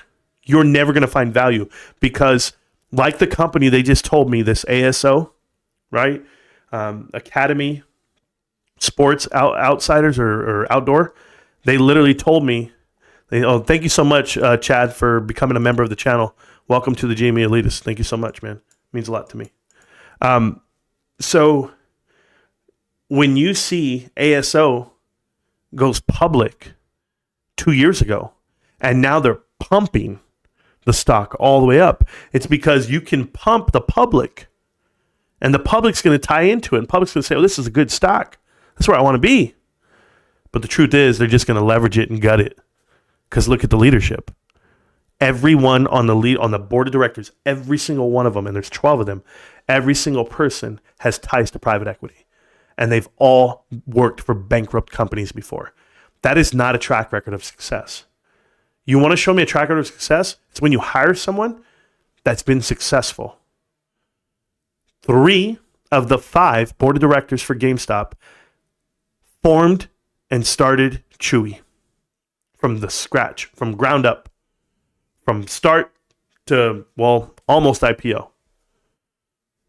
What happened? They IPO'd, 3.2, boom, start pushing. They're doing their thing. And are they fully operational? Are they making so much money? They're probably not as efficient as they could be if Ryan and them were still there. But Ryan and them took the bag. Like, hell, we're getting paid for our work. Let's get to the next mission. 5 free memberships for the channel, guys. Thank you guys so much for the support once again. Thank you, Stacks. Bro, you don't have to do it like that. You guys know that. Just keep watching the show. I appreciate you, though. I'm telling you guys all of this because you are invested right now with GameStop that has the number one e-commerce driven team that you've ever seen in your life. There had never five more free memberships from Gabe. Thank you. You've never seen the business model that was Chewy, the largest e-commerce transaction ever at the time, $3.2 billion sold to PetSmart. You've never seen someone build it up from like that. So they invented the e-commerce door-to-door delivery that is Chewy. Everyone mimics what Chewy's doing. But they invented that. I know people think it's Amazon. They're like, well, Amazon. And you're like, no, you don't understand. There's a reason why Amazon wasn't shipping dog food, 50-pound bags of dog food. Because they couldn't figure out how to do specialty products at these prices for these animals and get them to the door and make people want to buy the brand and respect the brand. Right? Amazon's just a big-ass monster like Walmart. Nobody cares. What do you care about? There's a little company out here called Trader Joe's grocery store. And it's German-owned or whatever, but Trader Joe's is a good company because they hand-draw their signs with an artist in the store. They care about you, they get to know you, and they have the same little mom-and-shop grocery store feel. That company exists and it thrives. And they sell different products that are private label, and they do well. So they manage to get into the organic food district. They do other things like Whole Foods, but it has better pricing. You can't take them out. You can't beat them. Well, guess what? You can't beat GameStop in gaming. What do you think Best Buy is giving up for? What do you think Walmart's shrinking their gaming section?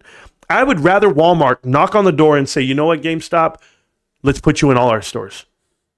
That's what we want. We want to partner up and put you in all our stores. And just like they do with Starbucks and McDonald's, because it's not Walmart food anymore. It's the restaurants that are in there.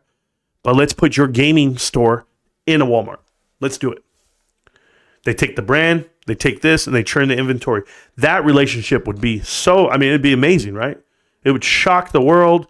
Everyone would want to get involved because just like Sephora got in with Kohl's over-leveraged themselves on that deal. But Sephora's winning. That's just the way it goes down. I'm a firm believer that GameStop is different for all of these reasons. They have Ryan Cohen. You know what you would pay? I'm just going to tell you right now, guys. Do you know what you would pay for a CEO like Ryan Cohen? More than we could ever afford. That right there should give you a value proposition. He's worth more than any dollar that they want to give him.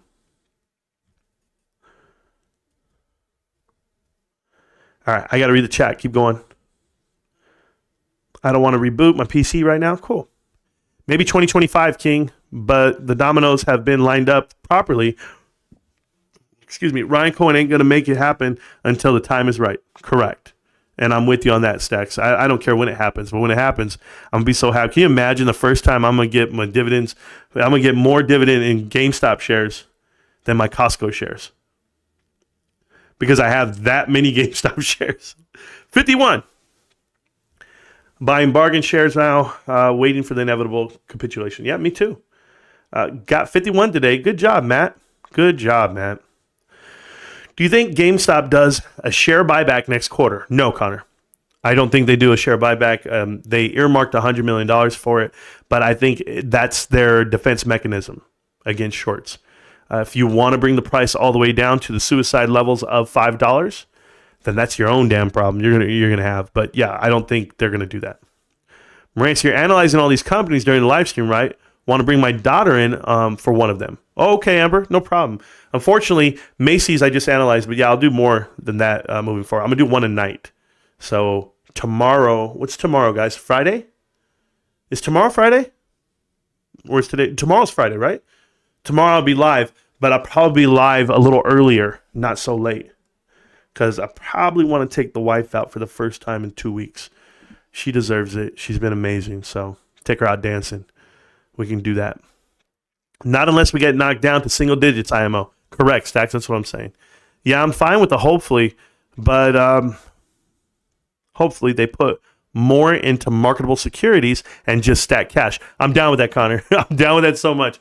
If they put in another $200 million on marketable securities, they'll be making almost $20 to $25 million a quarter on interest alone.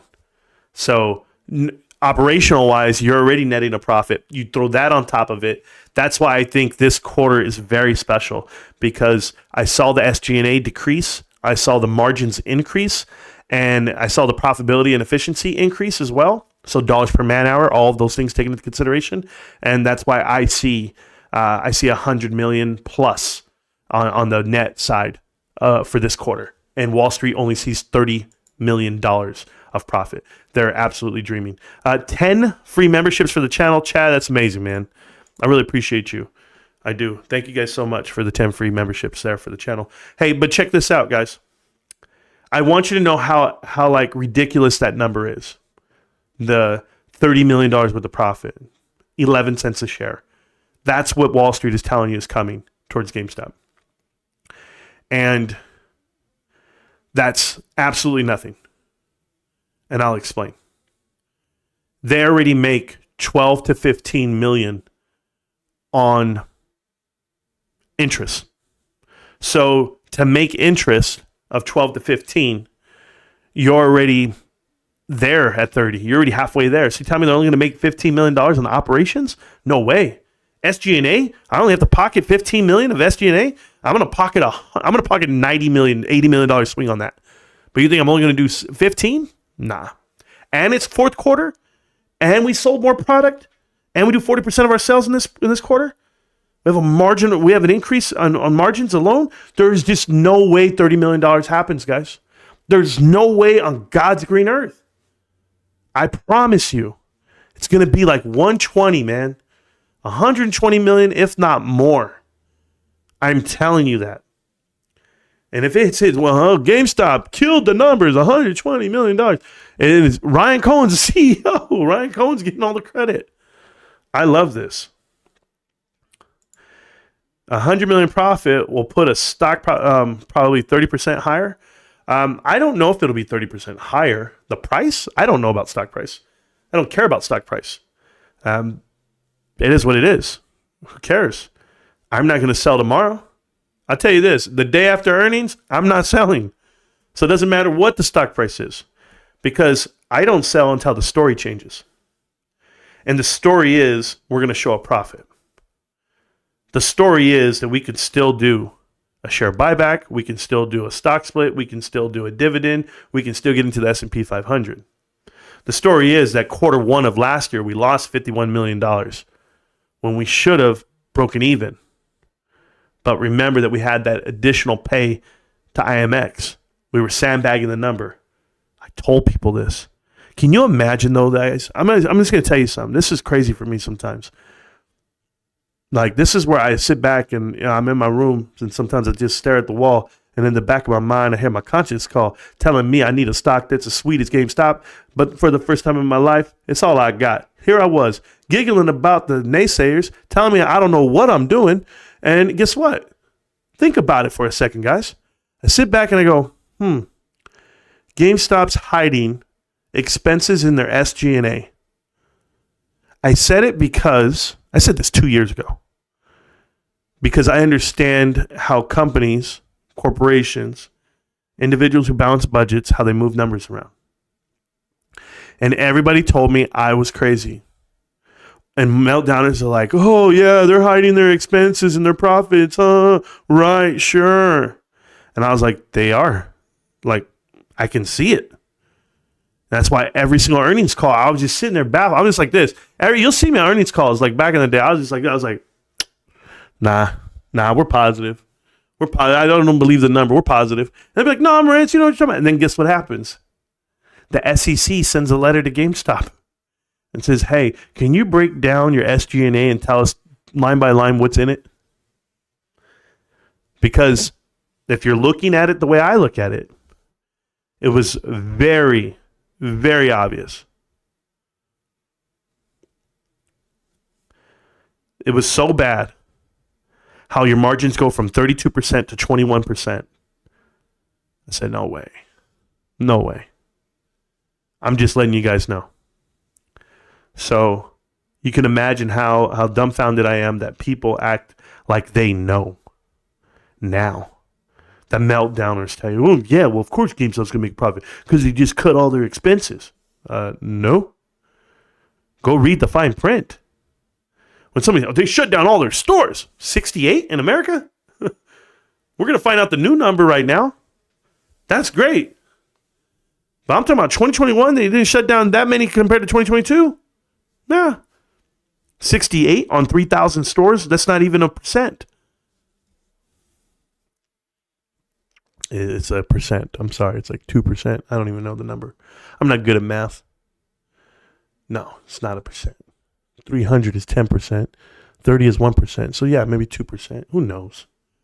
Not good at math. Can't worry about day-to-day price action is correct. Thank you. Like I said the other day, all you sad and clowns gonna get 300 seconds when you walk in the door on GP. There you go. Preach, brother. When do you do the PP show? I saw you there vaping the other day. Dustin L., I know you're trying to be funny. Yeah, those guys will never let me on their show again. I embarrassed them a year ago. All 9 of them. All 100 of them. I don't even know how many people are over there. It doesn't matter. I walked in and I skinned the cat. All of them. They wanted no part of me. I said, it's going bankrupt. How do you know? Because Sue Gove, what are you talking about? Private equity. Are you serious? There's no way. Ryan's involved. Call Icon. Butterflies. Teddy Roosevelt. Bones. Books. Tweets. Then it was like, they went bankrupt. Oh my God. No. It's not over. It's not over, bro. I don't care if everybody went home and the ball. They took the ball. And the refs went home. And the other team left. And they already started the next season. But Dez caught the ball. Nah, Dez caught the ball, man. Bullshit. Aaron Rodgers doesn't play for the Packers anymore? We still got to replay this down. There's still 5 minutes left. They're like crybaby Cowboy fans, bro. These PPC people. These guys losing their minds. They lost their minds and their money. When I see them, I'm giving them a packet of M&Ms. But here's your M&Ms, your mind and your money. It's all back to you. Who the hell is at my house right now?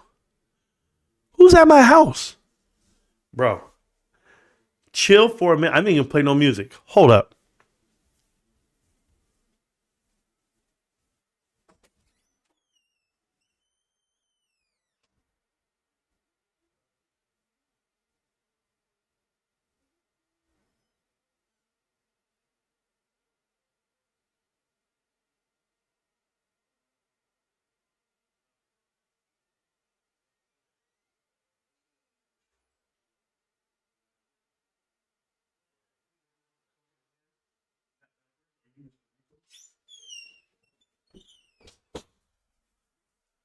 So the guy comes to the door right now.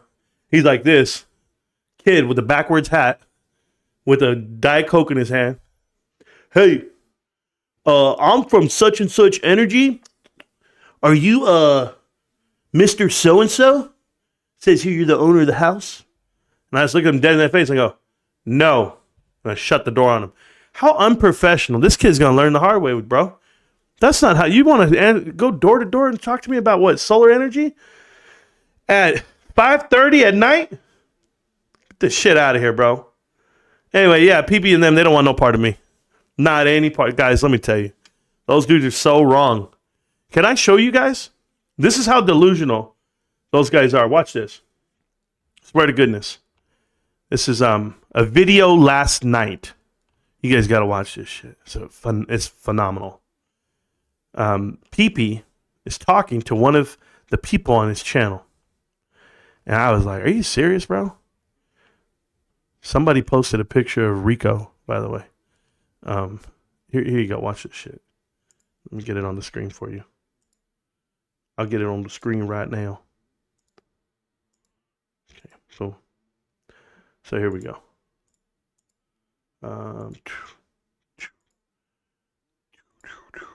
Check this out. Right here. Tell me how delusional this shit is right here, guys. If it could ever load. You know, Reddit loads slow. I don't know why. Their videos always load slow. It's not my computer. My computer's brilliant. Today, Reddit. I hope you guys have puts on Reddit, bro. Spreading FUD right now, 344. 28,000 people on Reddit. Where's this damn view at? Stressed out, man. I've been stressed out, but I'm sorry to hear that, man. It's all good. Yeah. I mean, everything's gonna work out. Like everything's gonna make. I think so. I'm convinced of it, man. None of this would make fucking sense if we just go to zero. No fucking goddamn chance. There's no chance. It's a zero. Look, if you ask my honest opinion, 0% likelihood that we get nothing. All right. I love when you drink, PP, because you fucking give me crunk. Nah, that's it. He said, I love when you drink, PP, because you fucking get me crunk. This man. He looks like a little dude too. I feel bad for him, man, because he's looking up to this guy. This guy with you know what PP is, and it's just a damn shame because whenever you buy the fake glasses with the nose on it already, like they come together, that's what PP actually looks like he has on every day. But it's really just his face, man. This shit's crazy though. You're right. That's how I feel about it, man. There's no fucking way. No fucking chance. Hit the goddamn bottle. Excellent, man. Right? That's what we like to see in the PB show. Anything else you want to add, Carrie or Michael? If you want to add, go ahead. Love to hear it, and then we'll go ahead and wrap up some of this. We'll always be here. No matter what happens, PB, bro, I will always support you. Right on. I appreciate it. If we go to fucking zero, bro, I will always support you. You're already at zero. This is crazy talk. If we go to zero, bro, I'll always support you. You're already at zero. Oh my God. This is I'm sorry. Right on, man. Glad to hear it, but rest assured, again, in my own opinion, I don't think that's going to happen. So, but I appreciate the kind words, Carrie. Love doing the show. Love having you on. With that being said, anything else you want to add? Yeah. So like, I just love doing the show. I just love having you on. And I just want to say, like, guys, like, I just don't fucking believe it. Like, what kind of shit would this be? How the fuck can we go to zero? There's absolutely no way we can go to zero. Like, I've told you, I already told everybody that I just don't see it happening. Cause come on, what the is going on? PP. Who calls themselves PP, bro? I got an idea. Just, can I get my name going? Yeah. What's your name going to be, sir? Well, when I used to grow up, I always used to, I got to go take a PP. I got to go take a PP. Oh, that's a good name. PP. Yeah, PP. That's a good name. I don't even understand it, bro. I don't get this. It's like, it's a prank. Dude, I feel like I've been punked. Like, they're like, you know what, Marantz?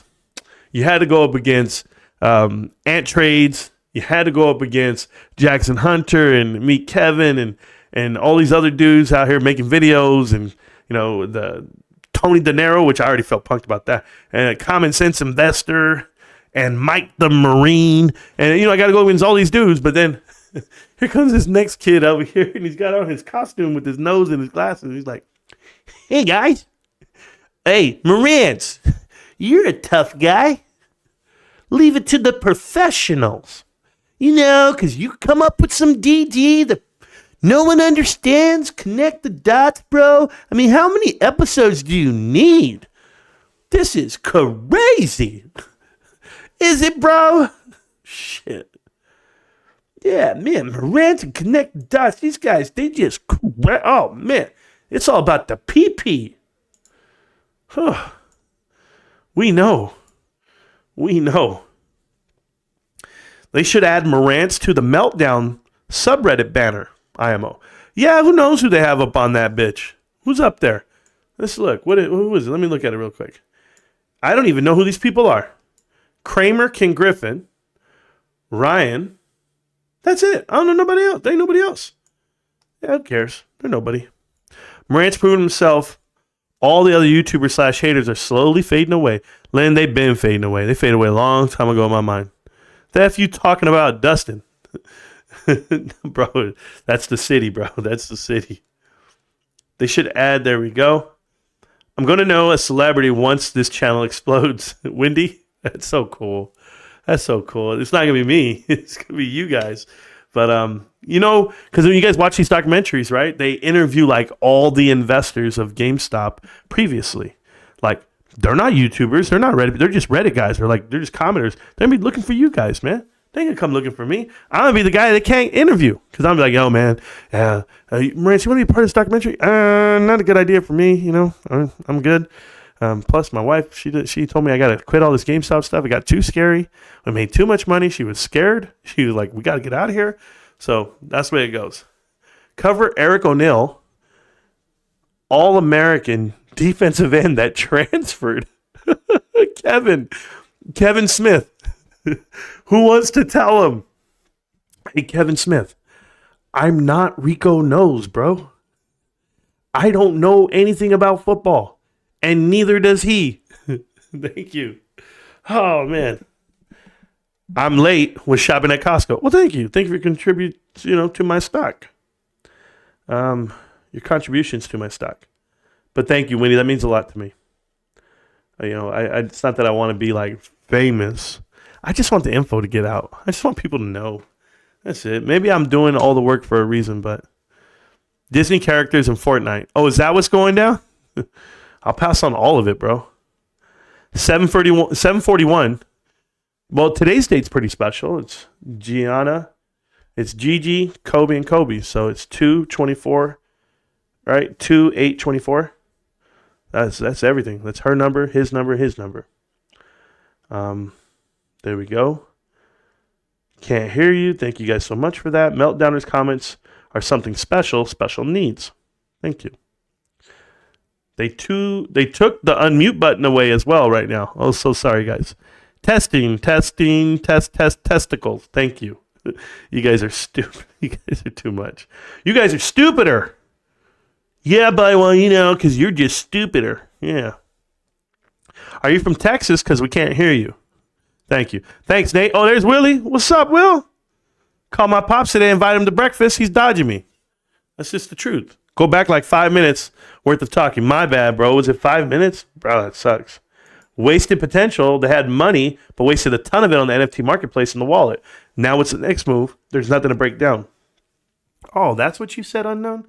Wow, that's too bad, Unknown. Wasted a ton of potential and money. Okay.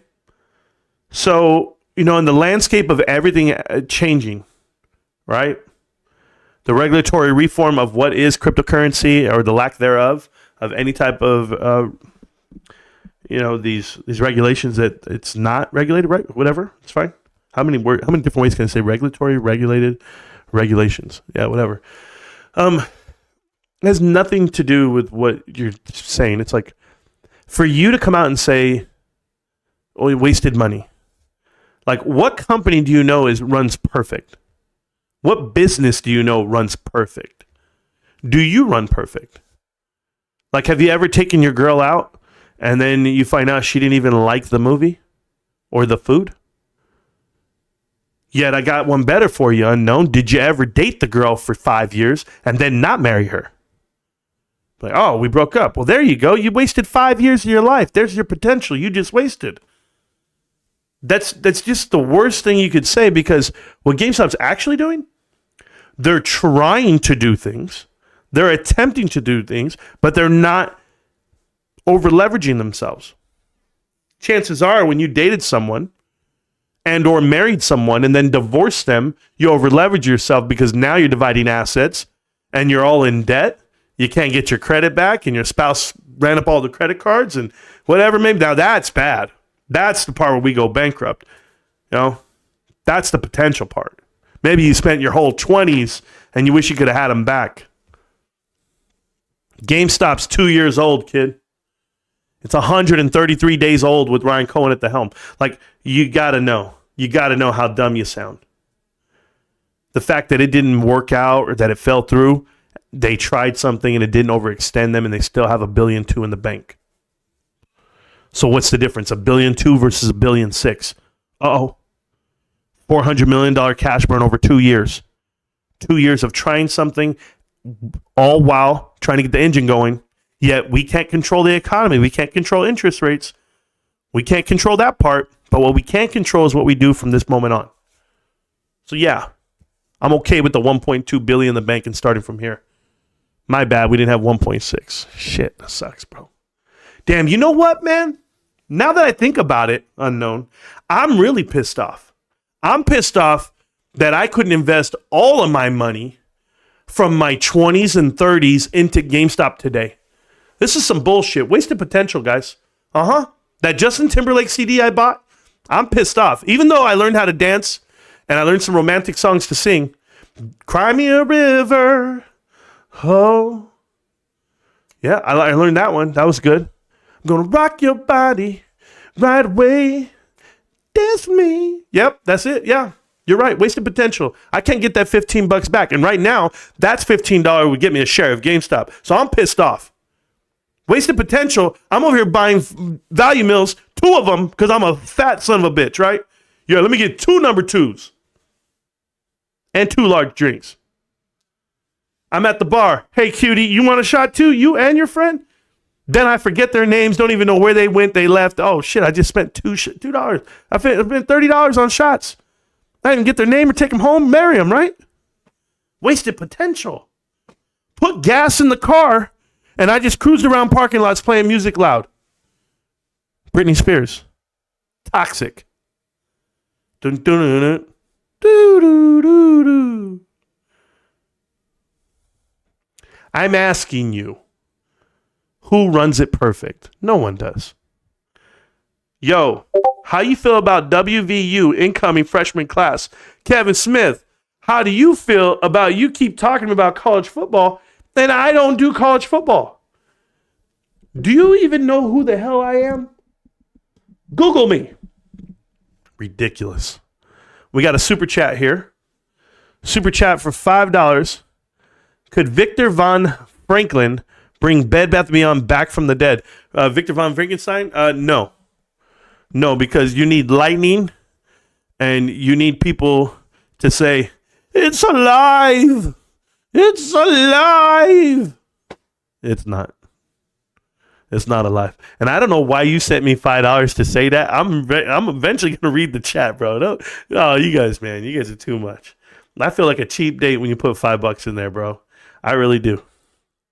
Don't do it to me. They had money. They still have money. Exactly. I'm back.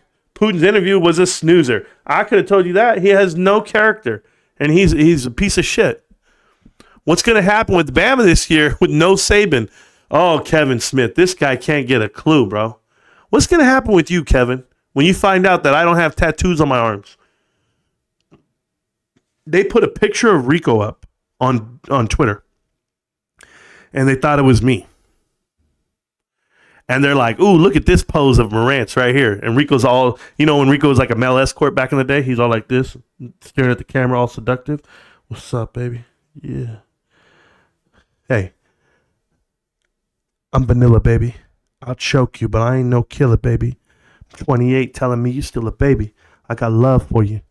Call me later. Call me lazy. I'm Rico, baby. Get out of here, bro. How about go join the voice chat and ask Marantz about it, unknown? Come on down. Come on down. You're the next contestant on You Don't Know Shit About GameStop. Evil nurses. Yep. Angel of Death. I told you guys, it's all real. Hide. Run. 5 free memberships right there from Abe. Thank you so much, Abe, for supporting the channel like you do. I appreciate you guys. Some people got some free memberships there. Appreciate it. The best mods on the tube. Oliver's Papa know what they are. They are the 7 Assassins. They're the Samurais. You know what it is. Shout out to Ravenstown. Shout out to Almo. Shout out to Ruben. Shout out to Hot this year. Shout out to Kyoto. Who am I missing?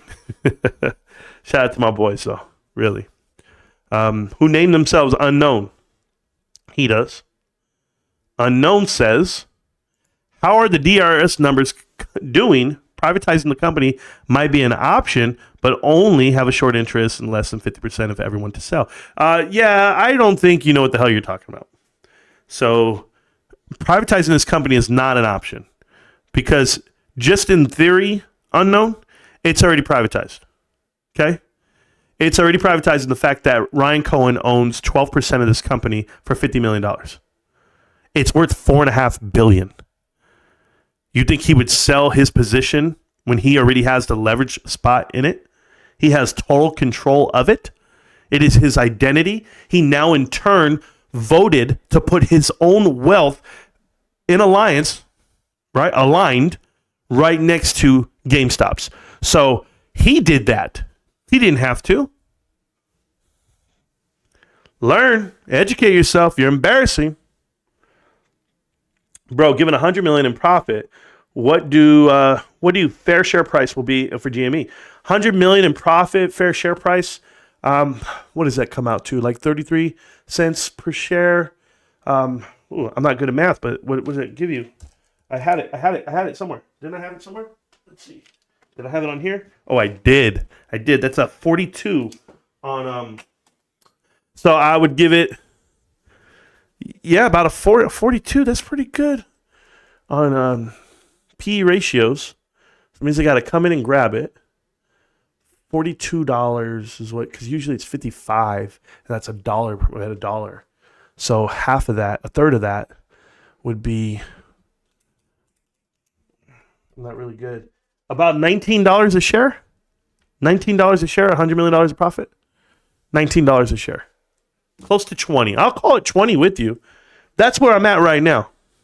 I'm not even counting cash. I'm not even counting shareholder equity book. So you add $4 on top of that. So yeah, so maybe $24, $25, somewhere like that. Yeah, that's what I think. Unknown to me why people who don't care about the stock come to a site to bash it. Don C, I'm used to it, bro. I'm used to it. Bought 5 more shares today. Finally made it to 51. Oh, Chad, you're such a man. Nothing to bash. Been here since the beginning. Unknown, I've never seen you before, so don't start. This whole I've been here since the beginning. We are the beginning. We're the beginning of the movement that happened after the buy button was taken away. Whole bunch of us. So people call us idiots for holding. People say we missed it. We missed the run. And then they're making documentaries about us. And you know why? Because they want to know what the hell is going on. How the hell do we know stuff that they don't? However you want to paint me any way you want to. Just remember, I don't want the blackface. Nah, no disrespect. I'm just telling you. Paint me any way you want to. I know that balance sheet inside and out. I know what's coming our way. So no, you're too scared to call in. Exactly. Yeah, the beginning of this month. Man, we're so close. We're so close. Because you aren't saying anything we haven't heard before. Respect for Marantz. Good guy, Marantz. Yeah, we all sold our 51 shares. Good job saving us. There we go. It's only like, I want to hear this. It's okay to like a company, but to deny that it's gone from 52.50 all the way down to 11 and change, and run-ups have been less frequent, and the stock has lower lows. Yeah. You're telling me 52.50. All I want to know, okay, and if you're going to say we don't know what we're talking about, what price did Ryan Cohen buy the shares at? Like this last time when he put in $10 million. His average price. How about Larry Chain's average price of $122? Ryan Cohen, anywhere from $100 to $120. What exactly do you think that price point is today? It would be $28 a share. Just ballparking. So they're at $28 a share. We're at 11, you could say, right? No, we're at 14, which is fine. 50% drop off from what they bought. You think they're dumb? They did it with $10 million. Oh, forgive me, because we don't have $10 million to spend. Respect, bro. I give it to the homeless too, beer and weed to help them pass the time. Well, that's vicious. I address most people as sir or ma'am, basic human respect. Correct. Until I talked to one of my bosses one day. One of these guys I talked to, it's a while back. He was like, I go, hi, sir, how you doing? He goes, please, don't call me sir. I was like, I apologize. It's just the way we communicate. So sorry about that, sir. What did I just tell you? Yeah, all right, guys, you talk to him. I got to take off. I just walked away. I was like, hell with this dude. I can't. No, don't call me sir. Get the hell out of here. But you're talking about some deep stuff. Amber, I'm just letting you know God hasn't given up on you or anyone else. I'm telling you this because I get the emails. I get the messages from the people when they do walk away. Or I have to go track people down. Hey, man, you seen something? Anybody seen Bobby? Where's Bobby? Like you ask them, like, what's going on? Where'd they go? Gone. They can't do it. You guys don't know this. When I first started the channel, there used to be a guy that hung out with me on this channel. This is before I ever had a mod. I'm telling you. It was in the first 2 months of the channel. We used to play, I don't know what game we were playing. I want to say Diablo. I want to say we were playing Diablo. Diablo 2, Lord of Destruction, the remake. And so we're playing, and we're talking about GameStop. And he's like, yeah, man, how many shares you got? How much money you got in it? Like, he's asking me all the questions. And I was like, oh, yeah, no, I'm doing good. I'm taking it slow. I buy a little every day. I'm not overextended. My cost average is in the 140s. When it was at the time, it was like 140s, I think. And he was like, oh, man, my cost average is 200, 202, something like that. And I was like, okay, like, I hear you, bro. And then the next week, he comes up onto the channel. He comes to me in the video game we're playing. And he says, Marantz, looks like I'm going to have to sell my shares. Bro, I've been holding since February to now, and it's August at the time. And I'm like, okay, sell. Look, what the hell? What do I care? He's like, yeah, man, my roommate, and I don't have no money for this and all. And he's like, telling me the whole story, like what's going down. And I was like, all right, man, do you. So the next day, we're live on the chat. We're live in the channel. And he's in there, and he's like, Marantz is the Antichrist. Marantz is this. Marantz is that. He wasn't even willing to help and send me money because I have to. And I was just like, what? This is crazy. I had no idea he was trying to ask me for a handout. But to tell me his story, he thought I would react, or I didn't even know this guy. I don't know him. I'm just like, yo, I'm trying to feed my family. But that's why I tell you, don't overextend and take it one day at a time and dollar cost average in. Goodness gracious, I'm with that. These guys are killing it tonight with these free memberships. Everybody should be a member by now. Thank you for the 5 free memberships for the channel. But I tell you this story because it was then, when that happened, that's when I realized, like, damn, dude, like, people can't handle this.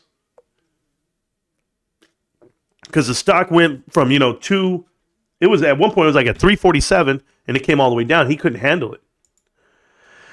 D-Tech says, can we count on you to rock the helmet at 10K subs? Can't wait for earnings too. Let's go. I will wear the helmet. I already have my whole outfit picked out for earnings. I have everything ready to go, guys. I'm ready to go for earnings because this is it. Like they tell you, like Michael Jackson, right? He named his tour, This Is It. Because he knew it was his last tour. And he knew they were going to try to kill him. No, I don't know. But this is it. All right, this is it. I'm wearing the helmet. I'm gonna be here suited and booted. I'm gonna be ready to go. If you guys, I got a lot of tux I can wear. I'm gonna wear a tux. I already know which one I'm gonna wear. Oh, guys, I'm ready. Ready is not the word. And the helmet. And I'm on vacation for 2 weeks. Hey guys, when I take that 2-week vacation, man, you guys gonna see a lot of me. I know you guys saw a lot of me this week, but you're gonna see a lot of me every week from now on. This is what I do. If you guys are not part of the channel 2 years ago, I used to be live every day like this, just going, because my schedule allowed me to. Well, guess what? We're back on that schedule, baby. So it's just not going to be early morning. It used to be early morning. Now it's going to be later in the evening, like this time frame. Don't worry. I know how to manage my time. Mama loves it. I take her out. You know how much my wife loves the fact that I live stream and I don't bother her? Like, I know, because I go out there when I walk out of here, because I used to be in my own bedroom. I had the whole thing set up in my bedroom because we have like a really nice place. So I was like, hey, this is a good spot. And now that I came here to this area, she gave it to me like a man cave type style. This is so much better for her because she can be in her room and doing her thing. And now the house is like wide open and she's like, it's immaculate. Like, I haven't been out of this box in 5 days, guys. I feel like I'm in prison, a pretty big prison. But, man, I'm telling you right now. Dark, that's what Marantz said. Oh, okay, cool. Yeah, with the glasses, that's what he looks like, bro. Yeah. I got to still read the chat, guys. I'm way behind in the chat, and I apologize. I'll tell you where we're at in the chat in a minute. Kyle got a timeout for a whole day. Poor dude. Hit the like button, guys. Disappointed Mom is telling you. Thank you so much. I love Chewy. Awesome. What's a YouTube membership? Brian Lloyd, it means that you get to watch the members only video that I make from time to time. Additionally, it shows that you support the channel, me as a content creator. That's one way of showing support for the channel. And it doesn't cost much. I believe it's $2.99 for the membership a month. So that's if you want to. You don't have to. It's not that you're missing anything. I promise you don't ever have to become a member. You're okay. But a lot of people like to support the algorithm, support the channel, support me as a content creator, because obviously I put in a lot of effort and time for everyone. And I do a lot of research of my own, and the DD is it's spot on. So if you watched the videos yesterday, I let you know about the credit cards. If you guys do not know that there's this deal happening right now with Macy's, Nordstrom's, and Kohl's, because they do have their own private label credit cards, but the way it's going to work is those credit card fees are going to be cut in half or all the way down from $30 for overcharges and or late fees all the way down to like $8. But if you understand that Kohl's and JCPenney and Nordstrom would have shown a profit without the credit card income. If they didn't have that on their balance sheet, they would not show a profit. They'd be operating at a loss. So that's what I exposed yesterday on one of the videos. Additional video I did was about that ASO. I told you, Academy Sports Outdoors is terrible. It's a private equity trap, is what I feel. And so I spoke on that. And then I also spoke on the fact that there's a relationship between that company and just the way how you connect dots all the way through with the DraftKings. So if you guys are not familiar with DraftKings, one of their main people on the board faked his best friend's death. He said, "Oh, my best friend died. We're going to the funeral, and we're going to Arizona." Instead, he went to Vegas. He met with the leaders of Fanatics, which is the sports apparel company, and he took all of the information that he had from DraftKings. He took it with him. And the person in charge of Fanatics is Michael Rubin. Michael Rubin is the former, he's part of the former purchasing group of 76ers, along with Adam Aaron, Josh Harris, numerous other people. There's a guy from Blackstone, another guy from another investment firm, but they're all there together. So it kind of tells you like what the ties are. And that's why Adam Aaron having ties with that, it's just crazy to me that he's on the purchasing team of Josh Harris to buy the company with Apollo. And you just think to yourself, like, if he's doing that with him, you can imagine why he's at AMC right now, or why he was at Vail Resorts before, and or at Norwegian Cruise Lines, or the other one that he was at, I forget right now. But the dots connect. That's all I was saying. So I was making that work. Thanks for Dell last year. Who you got this year? You're talking about Tank Dell, the fact that my brother called Tank Dell the best football player in the league. He called him the best rookie, and he was pretty much correct on that. I don't care. Who do I got this year? Your mama. I hope your mom does really good on football, bro. There, I'm gonna be sixth grade all over again right now. I got jokes. Why is my table vibrating? Shit. Okay. Anyway, I got to keep reading. Sorry. But if I got a little short right now, it's because every now and then, guys, I'm really this tall, like this tall. Is that any taller? But then sometimes I come down here because I split my legs open. Get a visual, ladies. No, guys, listen, I split my legs open so that I could stretch because I have to do all of these things to keep me I'm standing. I have a stand-up desk now. I love my stand-up desk. But you guys know I stand up for hours, right? Hours and hours and hours and hours and hours and hours. Oh, it's crazy, bros. And it forces me to try to get a workout. I actually lost some weight this week, so I feel really good. They have good wines at Trader Joe's? Yeah, I told you. Do you think Ryan Cohen is as good as the Silverback? Stop, Paul Drew. He's better than all of them. It's amazing. Do you think that comment was funny? Somebody said, okay. Who's the Solvier back? Who's the Silvier back? Whatever. 10 free memberships to the channel from Chad Clifford. Thank you, Chad. And let's see who got these free memberships. I'm looking. Brian Lord actually got one. Good job for him. And a couple of dudes lurking. So that's cool. I don't know who Batman is, but that's awesome. So, Chad, thank you so much for the support, like I said before. Didn't that guy get extorted sexting a Russian minor? Yes, he did. And he thought was a Russian minor. Ended up being a 34-year-old black woman from the Bronx.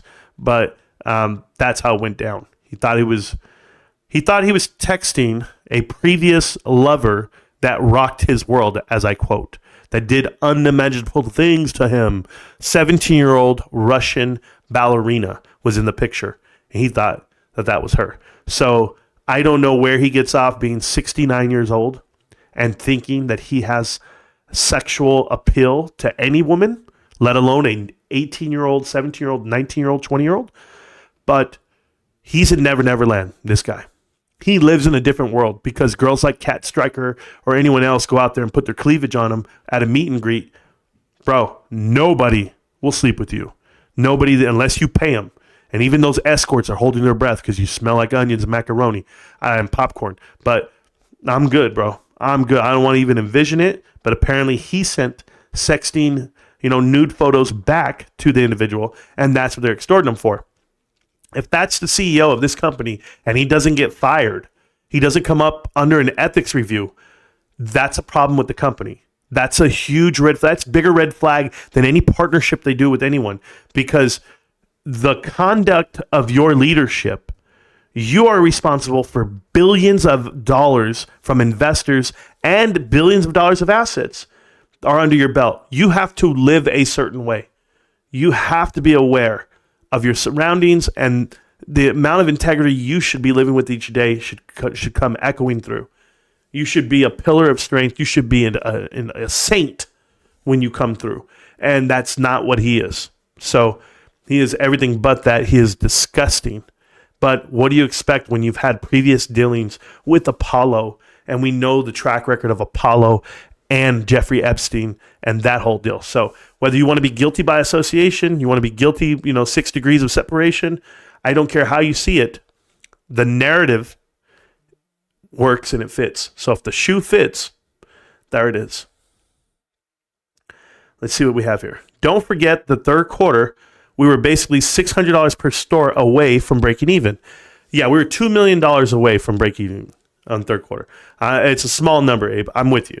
I told you what it comes out to. I thought it came out to $600 per store, which is 90 days. So then you're going to go up to, it was like $50 a month or $50 a day. That comes out to, it was something like enclosed for a couple of holidays. I said, but it was coming out to like $6 an hour. You want to do more? $5 to $6 an hour more is what you wanted. So just one item on the transaction. If you could sell one additional item, then you would have shown profit. And that's what these guys need to know. They need to be told this so that they understand just how great it can be, will be, should be moving forward. That's the culture. Ken Griffin will drive the valuation to where he feels it should be. Nothing else matters. Paul Drew, that's absolutely correct. And it doesn't matter. It doesn't matter because that's what the markets do, right? Apparently, Citadel drives the price to where they feel it should be. And they can dictate that. That's why they own 2/3 of retail trades, right? They're fed that payment for order flow via Webull, via Robinhood, whatever it may be. But the majority of these orders that are going to come through are not going to be from retail. King Griffin can control so much. He can control you, the monkey. He can't control what's coming because they're bigger than King Griffin. They're bigger than his market makers. They're bigger than him. And when it comes down, you'll understand. He's a big dude, all right? He's rich. Last 20 years, he's been killing it. Last 30 years. We're talking about firms that have been around for 60 years. They hold weight. I feel that you need to assign some name and face to be the bad guy against in the market. You're going to have a bad time. Yeah, sure, if you feel that way. Short, just move the goalpost. Short, just keep moving it. There you go. I got to get my kids ready for bed, but I'll run it back in the morning. Everyone see you tomorrow morning in the Discord. If you're not there, sign up and get in. Yeah, the Discord's completely free. You can pin to the top of the chat. You can click on the link and you'll get in. We have over 100 people almost 1,000 people in the Discord. And it's there. It's completely free. It always will be. I guarantee you Ryan Cohen watches Marantz. I don't know, but I'd like to think so. Oh, damn, my wife got a free membership. So she's watching. Babe, they caught you lurking, girl. Damn, she's watching. So now I know she's watching. So there we go. Marant's about to catch a body. Yeah. The BBQers are refusing to claim their 1099 and losses. Well, they're about to find out what it is because somebody told them if they claim their losses and they can't get their shares back when they do come back. Somebody's out there spreading out some really bad DD. The reason why you can claim your total investment as a loss is because the company is dissolved. That is true. If it was not dissolved, you could only claim a max of $3,000 worth of shares. So they can claim the whole thing because it was. So, hey, I gave Miss Marantz a membership. That's cool. She don't need one, bro. Now she's going to be watching the member-only. Guys, just when I was going to strip down a member-only videos, do some OnlyFans shit, now my wife has access to it. So forget all that. Still going on about PP Chang. Yeah, sure. Why not? And you still coming around here. You're still coming around where you're not wanted or liked, Winthorpe. Yeah, Winthorpe's terrible, man. He was out there. He said, a spill on aisle 35 or something stupid, thinking that Costco lists their aisles in double-digit numbers or something. We all know it's 3 digits, bro. Get out of here. Snake oil salesman. There you go. That's what he looks like. PP looks like a disguise. Yes. Oh, man. I do not understand why you take a membership from someone who could actually benefit from it. Seriously, dude. Delusional Jesus. Because he's that type of guy, Amber. No principles. 0% chance, in my honest opinion, in my personal opinion. No, I'm telling you, Jesus, it's never coming back. Never coming back. Nobody takes a membership, genius. YouTube gives it to people at random. There you go. You're the genius. Why are you here? That's what she's trying to tell you. She's saying, Winthorpe, why are you in the chat? You're not wanted. You're not welcome. That's what she's saying. Darth, that's what Marantz said. I never win anything. Bro, I just don't freaking get it. These people actually exist. Yes, they do. You can't actually be that stupid. You take it by clicking on it, dummy. Sometimes. I meant Jesus is the Lord and Savior after watching the PP vid. Yes. Randomly assigned. There you go. Here he goes. I never clicked. There you go. God ran out of creativity when he made PP. Just put the disguise glasses on him. Yo, I can't. My bad. Okay, buddy. You're the one person in all of YouTube that it works different for. Oh, man. It's just too much. Winthorpe is out here talking. Memberships will be distributed. Oh, did he go and click it all? You're okay there, bro? Via Google. Good job. I was just about to type something like that. There you go, Stags. Really? The light totally off. The lights are off over there, bro. Yo, just finished the Tucker Putin powwow. That was interesting. Stop lying, John Jar. There ain't nothing interesting about those dudes. It bored me, John Jar. That's why I came back to the live stream. Well, thank you so much for that. It bored the hell out of me just knowing that it was going through. I already knew it was there because I showed up to the chat and then he left, which is fine. I don't mind. I want to know how do I am I in that? How do I get to the... Oh, there it is. Okay, cool. I just want to make sure something's on my screen. Okay. No, I can't help you over there. Sorry. Meredith, how you doing? Oh, thank you, guys. I don't know who they are.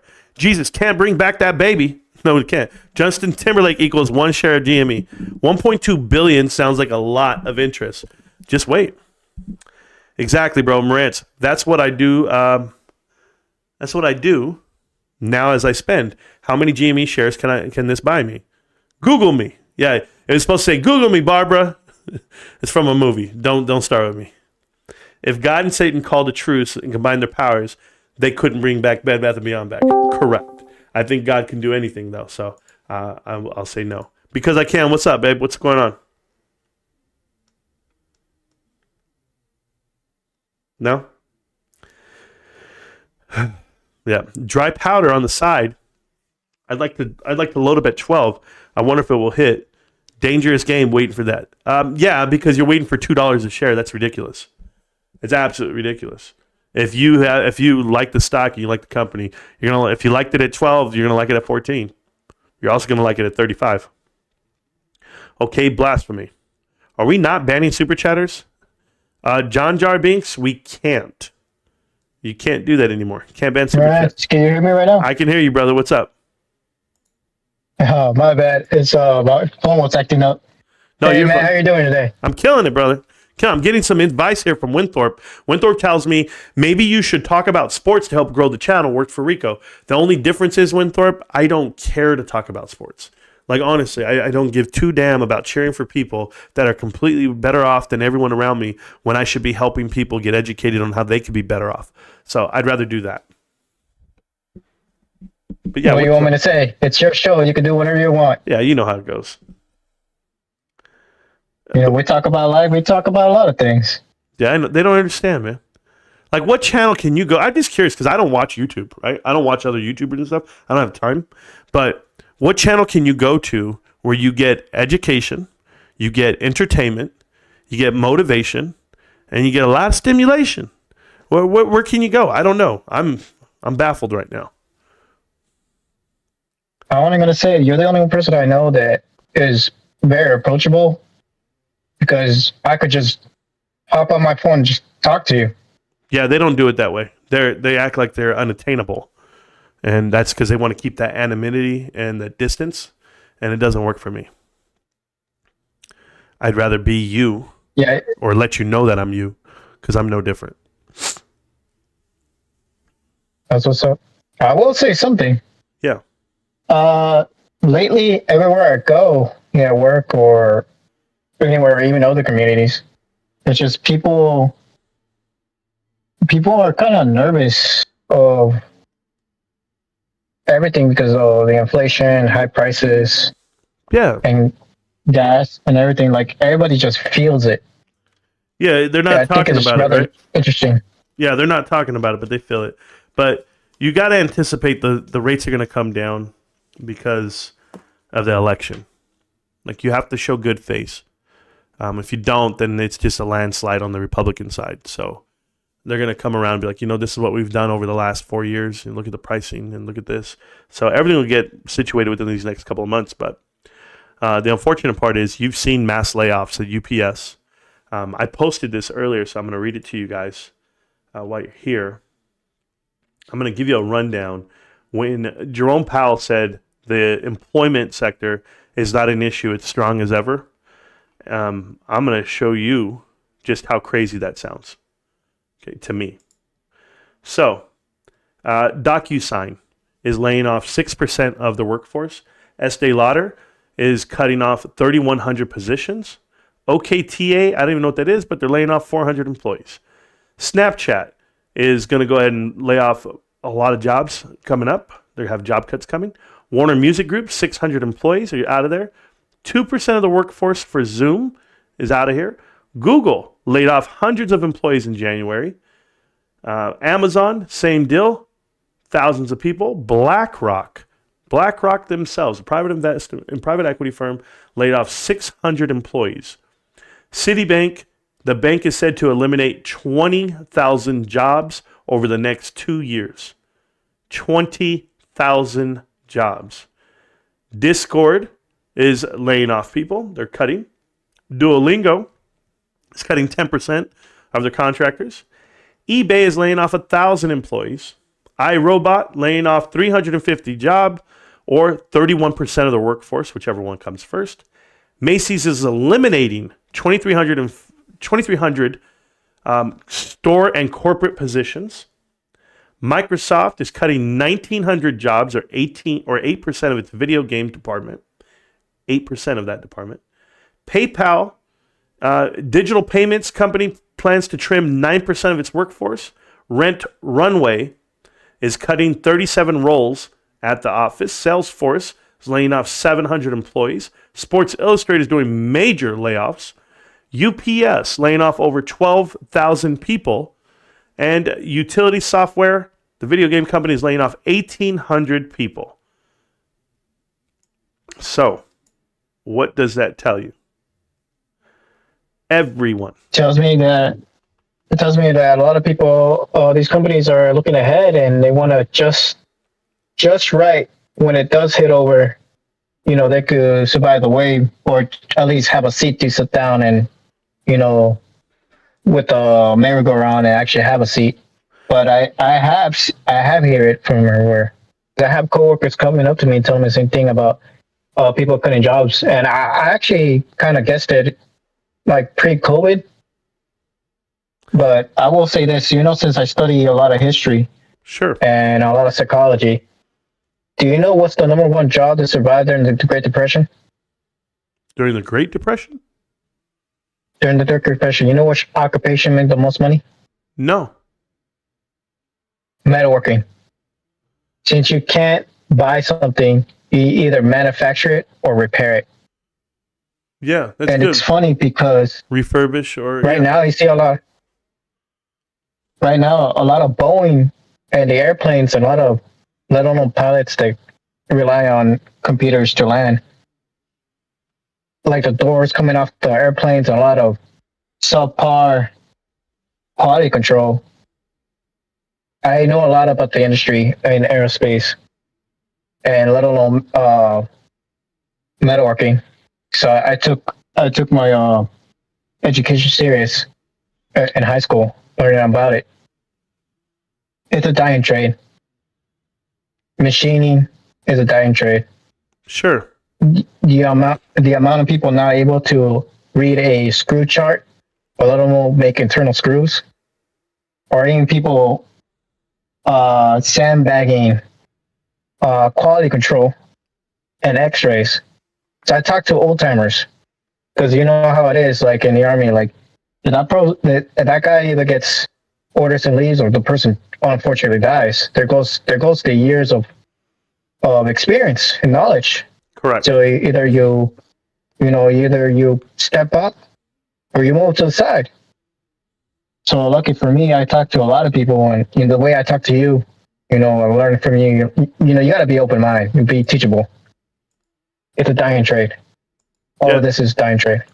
That's awesome. That's awesome. Well, I'll tell you, no, keep going if you're going. Go ahead. I'm not going to stop you.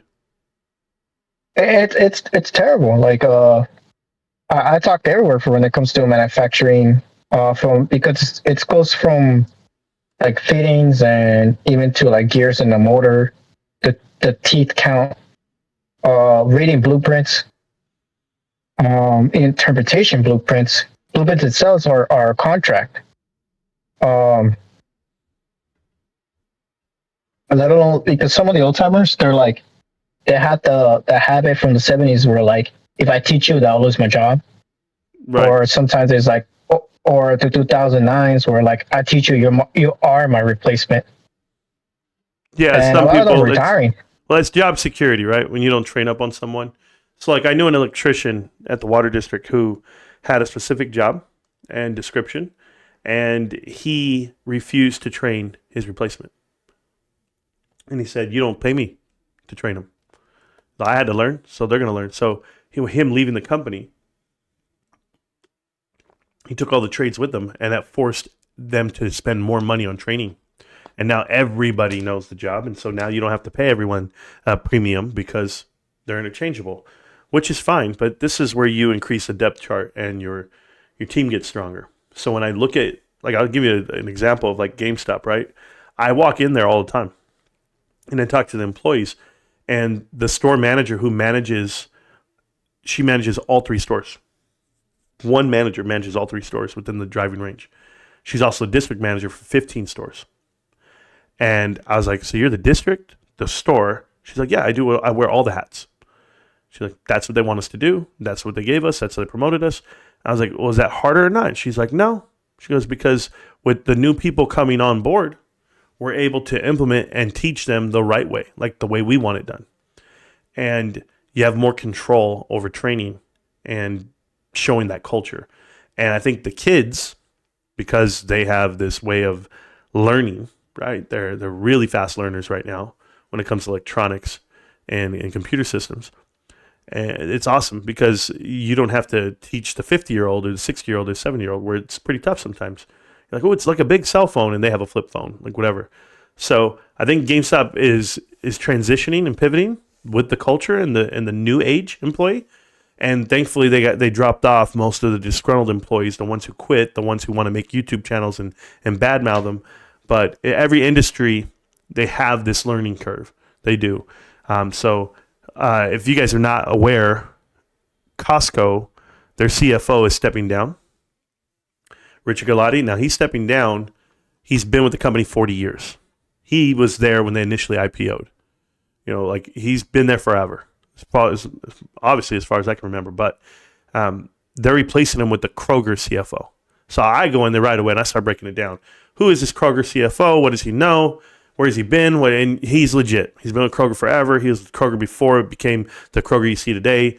Like he used to be the CEO of the previous Kroger company, and then he went to CFO of the merger company. So I think it's a good hire for him. Like he just got a new position. But look what GameStop does. Look what Costco does. Richard Galati is going to be in the position of a liaison and advisor for the next year. Meaning the transition is not cold turkey. It's not a straight cut. It's not like, hey, I retired, I'm riding off, it's your job now, you figure it out. Because who would train? Who's going to do it? Just like you see Craig Jelnick, the former CEO, who handed off to the company now to Ron Vakris. Ron Vakris is coming out. He's the new CEO of Costco. And he's been with Costco for 40 years, but he's now the CEO. And he's like, okay, teach me. So they're still transitioning the company even now. It takes a year and a half. Like that's a good handoff. So when people see the difficulties for Ryan Cohen and they don't value in the fact that Ryan wasn't the CEO 3 months ago, 5 months ago, he just got it. So the handoff is a little different. And the implementation of the new culture is a little different. You have to factor all that in when you're talking about a turnaround and you want to see drastic change. But if you saw Larry Chang's tweet today, which I hope a lot of people did, Larry Chang's tweet today said, and I'm going to read it to you. I'm going to go pull it up. Give me 1 second, though. And it's a good thing we're having this culture talk and this changing talk so people know what's coming. It's good. It's good. There got to be some strong leadership from top down. Yeah, so here's... You know exactly what I'm talking about. Oh, yeah. So here's what Larry Chang said today, okay? I always tell you guys, you ever want guidance from GameStop? Go read Larry Chang's tweets. So Larry Chang, he writes, 2 buckets. Number 1, inefficient spending today. So if you were to do that. Or 2, transformative opportunities tomorrow. What would you rather do? Take capital out of the first and move it to the second. Cutting spending today isn't about investing in growth. It's about building a capital base to invest in better opportunities tomorrow. Pay attention to what he's telling you. Look at GameStop. Cutting spending today isn't about investing in growth. Everyone's talking, well, what are they going to do with the money? How are they going to grow? How are they going to expand? That's not what it's about. You cut spending today because it's at an all-time high. Supply chain issues, the inflation itself, inflationary things like payroll, but you cut all this spending, and it's about building a capital base to invest in better opportunities tomorrow. So when it's time to invest, it's time to expand, it's time to get into a new product or a new sector or whatever they're going to do, which they don't tell you what they're doing, but they have it planned out for them. They literally have a stack of cash at their disposal. That's what they're doing today. And that was tweeted today, guys. That is the most informative tweet you've read all year. All year. I challenge it to anything. So people need to know that. Let's see what else people need to know. Here's a message here. I'm going to go down I'm still reading the chat here. So I don't mind you being in the chat with me. You know that every time we talk because I can. You're always welcome. But I'm going to keep reading the chat. Okay, brother? All right, man. Yeah, no problem. But thank you for everything. Only because I've been live for 3 hours and it's 6:30. I eventually want to, go snuggle up with Mom. Hopefully she's going to let me get near her tonight. She was like, "You're not coming over here coughing on me." She still thinks I'm contagious. I'm like, chill, bro. So Amber says at Marantz, and excuse the language, I don't want to say the curse word, even though you typed it. I effing needed that today. God hasn't forgotten about you. Yeah, you're awesome. Yeah, I really said that. It felt good to say it because it came from my heart. I didn't plan it out. I didn't even know what I was going to say. Did you talk on Kobe statue? No. I don't know what it was, Josh. I don't know anything about Kobe right now. Can we get a count? Can we count on you? Yes, you can count on me on that. All right, I'm going all the way back up to the top of the chat because I was there, and I'm coming down. I am exactly 30 minutes away in the chat, so I can catch up. I think I'll take vacation for earnings. There you go. I told you. Got his earnings outfit planned out a month in advance. Yes, Stacks, I do. No, I really do, Stacks. Why was that guy who was asking for 10K in the Discord? Who's asking for 10K? So I don't know who that is, but somebody went ahead and the guy the other day offered me $20,000 to shut down the channel. Make a bet, 20 grand, let's go. You need to shut it down. And then he tried to DM me and offer me grocery money. And I told him to fuck off. Excuse my language. And what did they tell me? They said, "Oh, Marantz, you can't talk that way because he's trying to do the right thing. He's trying to be nice to you." Bed Bath & Beyond took it the whole other way. And then they started texting me and saying, "He can take care of you and your wife. He'll take care of your kids and your wife better than you ever will." And so they went on with that, and they thought it was funny. And this is start posting shit like that. Block my schedule for March 19th, baby. There you go. Need one of those kiddie pools for the water break. Funny spider, nah. I will take both days off, earnings and the day after, unless earnings are Friday. They're on a Tuesday. Good idea. Facts. Amber earnings date hasn't been officially announced yet. It has in the 19th. It's a Tuesday. It has been announced. Bro, didn't Roaring Kitty post a tweet from The Mummy with Brendan Fraser's character scaring Imhotep with a cat? I hope. Simulation confirmed. Now he needs to wrap the room Dexter style. This earnings finna be wet Dexter style, bro. That shit costs money, bro. I'm not buying no damn plastic. Work for me, so all good. I work for me, so it's all good. Yep. Dexter's fire. Oh, thank you. It's a good show until about season 6. Then I was just like, yo, this is too much, bro. But the first about 3 seasons of Dexter are unbelievable. Adam Aaron is disgusting. He's like 7 deadly sins all rolled into one person.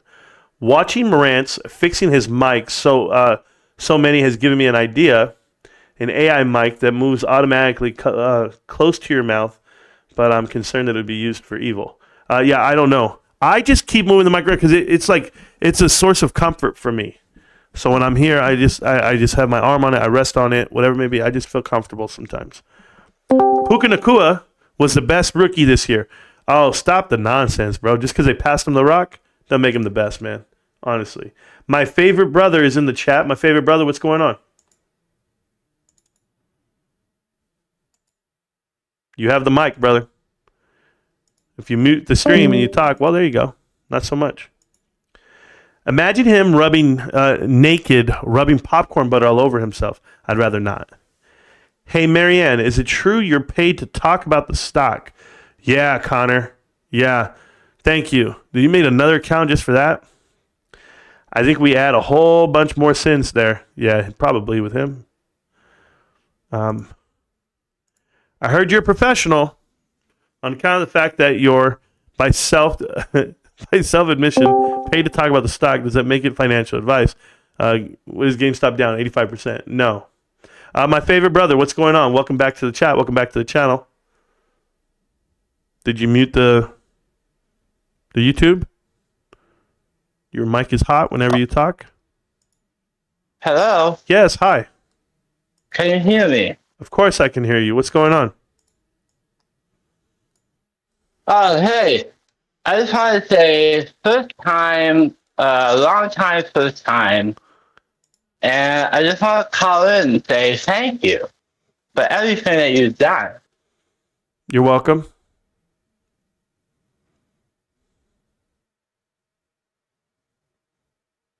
Sorry, I'm a bit nervous. So am I.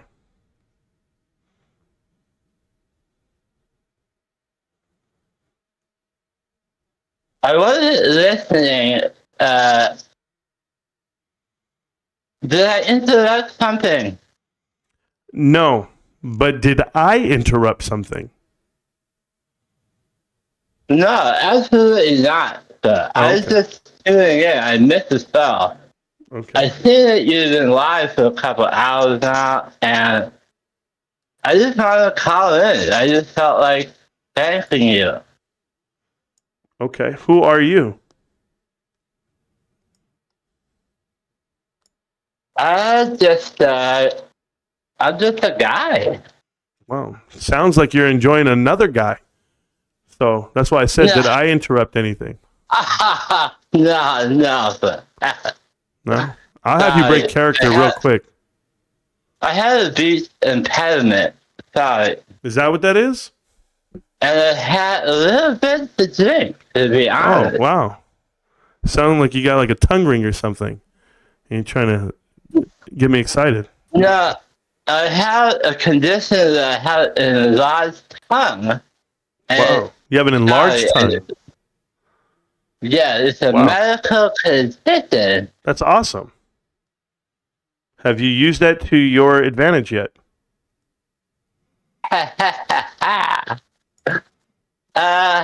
No, not really. It's actually bad.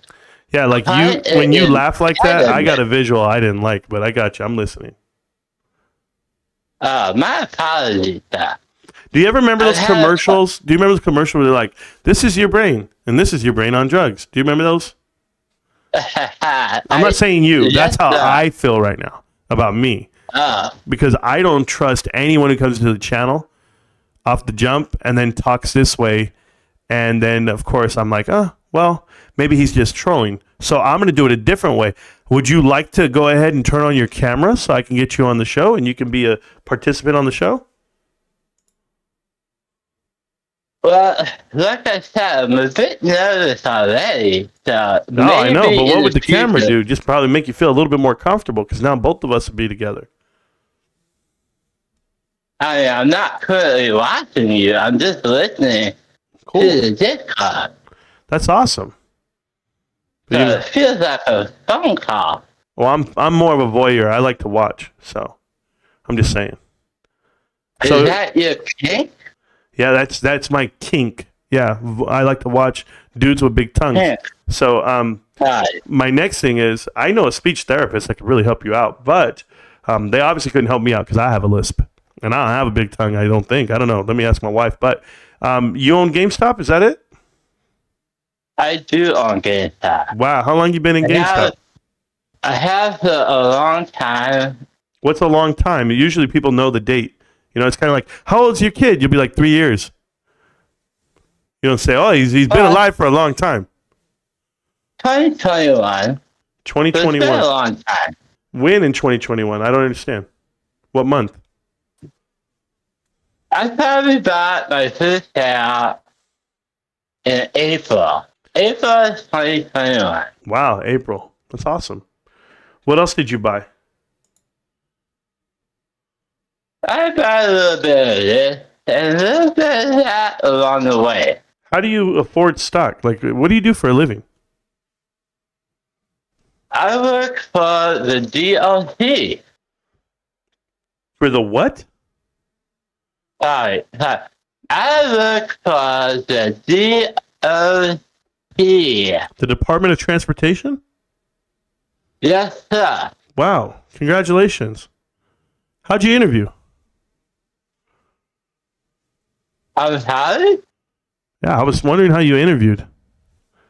Like in person, over the phone. Oh, it was done in person, of course. That's cool. I know. Listen, I know what you're thinking. How do you know what I'm thinking? I know, because you keep focusing on my speech impediment. No, because I would think you have so much confidence to call into a show knowing that you're only going to speak. So my deal here is it's hard to trust people that come in this way. Because you keep focusing on my speech impediment. No, because I would think you have so much confidence to call into a show knowing that you're only going to speak. What is happening? Cash App, you need to mute the show if you're going to be in the chat. They come in this way. Because you keep focusing on my So I have to mute. Well, he left. There you go. We're fine. And don't let that guy back on the channel again. He's done. You don't come into the chat and type in that way and say nonsense. It's absolutely ridiculous. And I pray people report them like I will later. Anyway, back to you. What's your name? My name is Carl. Carl? Carl with a C. Carl, I'm gonna act like I believe you. Okay? Yeah. I'm gonna act like I believe you. Because I once heard a guy who used to call into a show with boss blunts, who's absolutely ridiculous. So you say you buy into GameStop. Why do you still hold GameStop? Well, I followed Super Stunk for quite a while, and I found you.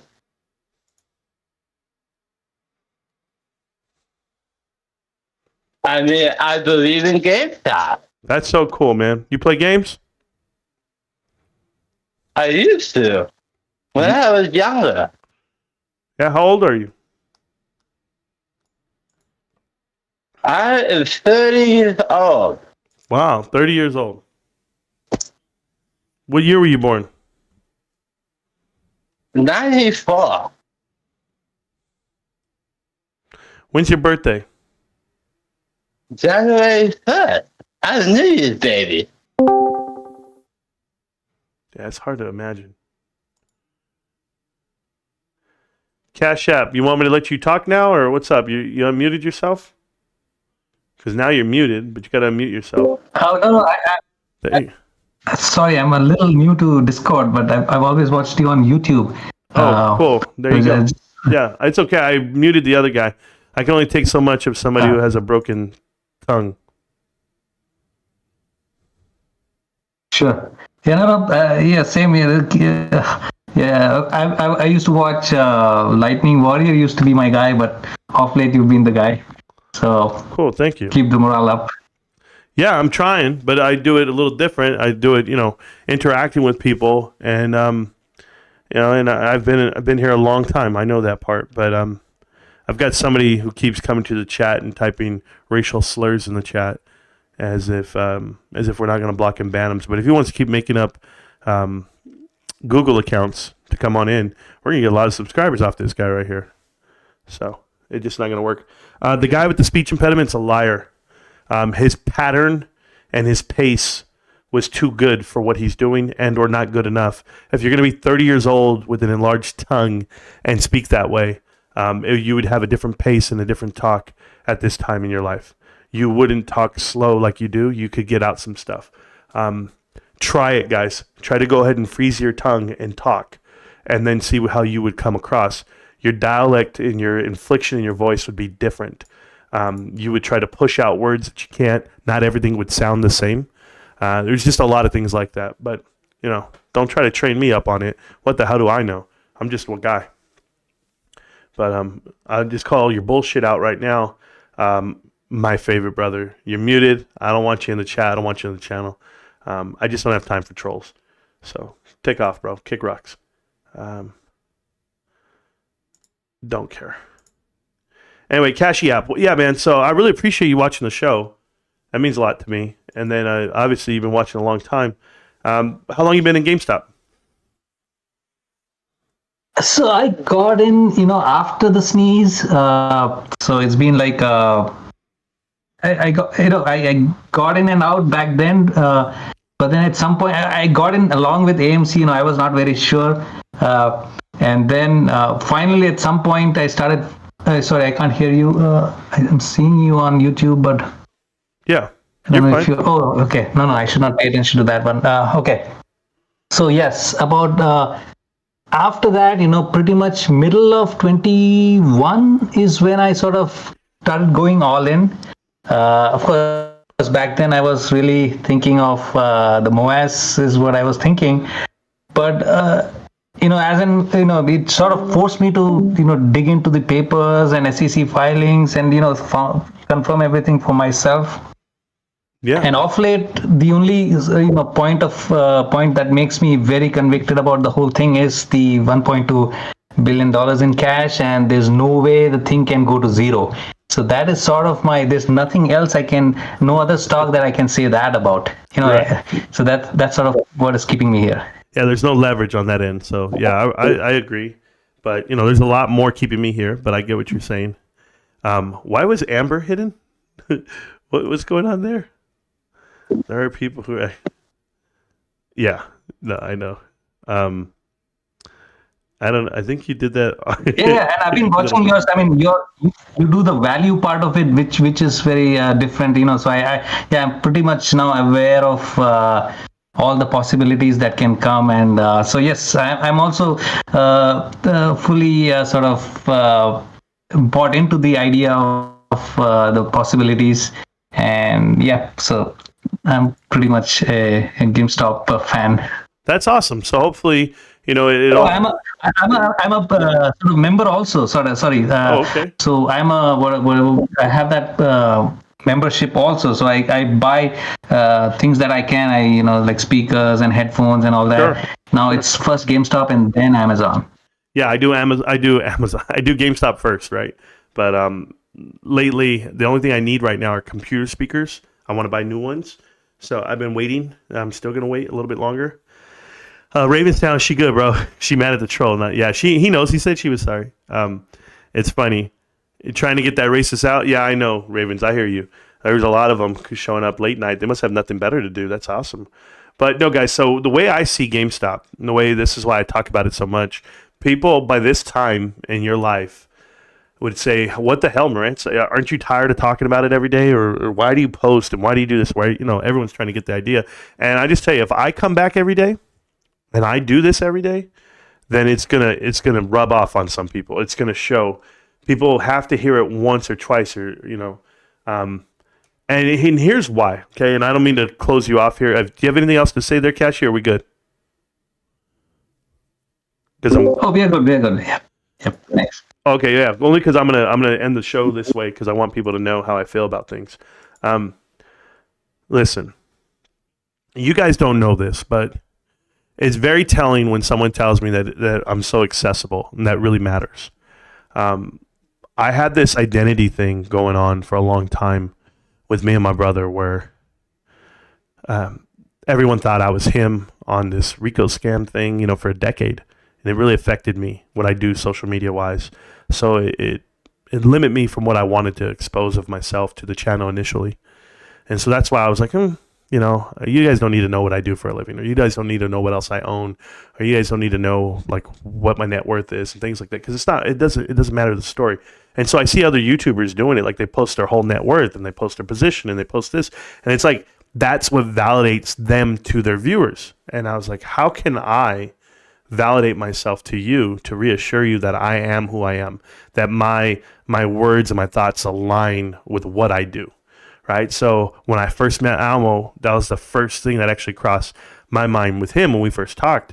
And this is 2.5 years ago, almost 3 years ago. And we talk, and I say, hey, Emil, you know, like, what's, you know, I want to come across as this is what I'm about. And he says, yo, Marantz, the best part about you, he said, is that you're real. He says, you're not like the other guys. He's like, everybody out there who's talking to stock, he's like, you're a real person. He's like, and when they find that out, that's what's going to gravitate. That's what's going to pull them towards you. And I needed to hear that day, at that moment in that time. And sometimes you have to have things said to you in a certain way. Kind of like when my wife lost her job and I was like, man, how do I really reassure that like it's going to be okay? It was Alma who said, bro, she's married to Marantz Rantz. I was like, what? He's like, dude, do you know who you are? And I was like, yeah, all right. I needed to hear that part. So then that's when, you know, I go tell her. But it's like just hearing the words from anyone. It could be anybody. It triggers something in your head and in your heart. So I realize, just like Because I Can was telling me right now, when he's like, man, Marantz, you know what's the best part? He's like, I literally can get out there and I can just say whatever, you know? And I can come on the channel and I can talk to you, I can interact, and you can't do that with other people. So that tells me a lot about what the position is that I have here. Because for the longest time, guys, we're getting viewers, we're getting subs, and I was like in this box of like 0 subscribers this month. Right? Like, honestly, go look at the stats. I went and looked up everybody's growth in their channels. I went and looked at PPC's. He has negative like 10 subscribers, 100 subscribers, whatever it is for the month. 0 subscribers for the month of January. I go look at other people, it's like 0, negative. Like Tony De Niro, negative 600 over the last 6 months. Negative. Everybody's losing their subscriptions and their followers and their viewings. And it's like, are they real or are they bots? Like, I don't know what the hell is going on around me. But then I looked at us, and I'm here, and I'm making videos, and even though it's just 40 people, 100 people the last month, whatever it may be, I said, man, if I just show up every day, I can't be the only one. I can't be the only one. So, John Duncan, that's not what I said, John Duncan. And you obviously don't understand. What was said was that the individual called me an amateur. Okay? Just so that we're clear, because all you guys are trying to get me to say something so that you can legally come after me later. Good, Bob Dobbs. I don't care if you come. Do you understand who Vinny is? Vinny's been here for 3 years, bro. I don't care about the new sub. I don't care. No new friends. I'll roll with the same 300 people, bro. So all you guys trolling the chat right now, it doesn't matter one bit to me. Not one bit. We have real growth. We have real people. We have real investors. But what I'm telling you is, at a time, I felt like I'm the only one. Am I the only one? Am I the only one talking about GameStop? Am I the only one willing to put his name on the line, put his face out there, do the 5-hour interviews when everyone else is refusing to do them? Am I the only one? I know I'm not. Because I got a buddy of mine in Australia. His name is Vince Zanni. He's been a part of this channel for 3 years. He sent me a message. And he sent me a song to end the stream tonight. And he said, Marantz, I know you probably feel like you're the only one, but you're not. So ask yourself the question, if you are the only one. But I want you to know, you're absolutely not. GameStop. Can't stop, won't stop, GameStop. I'll see you around, millionaires. Peace.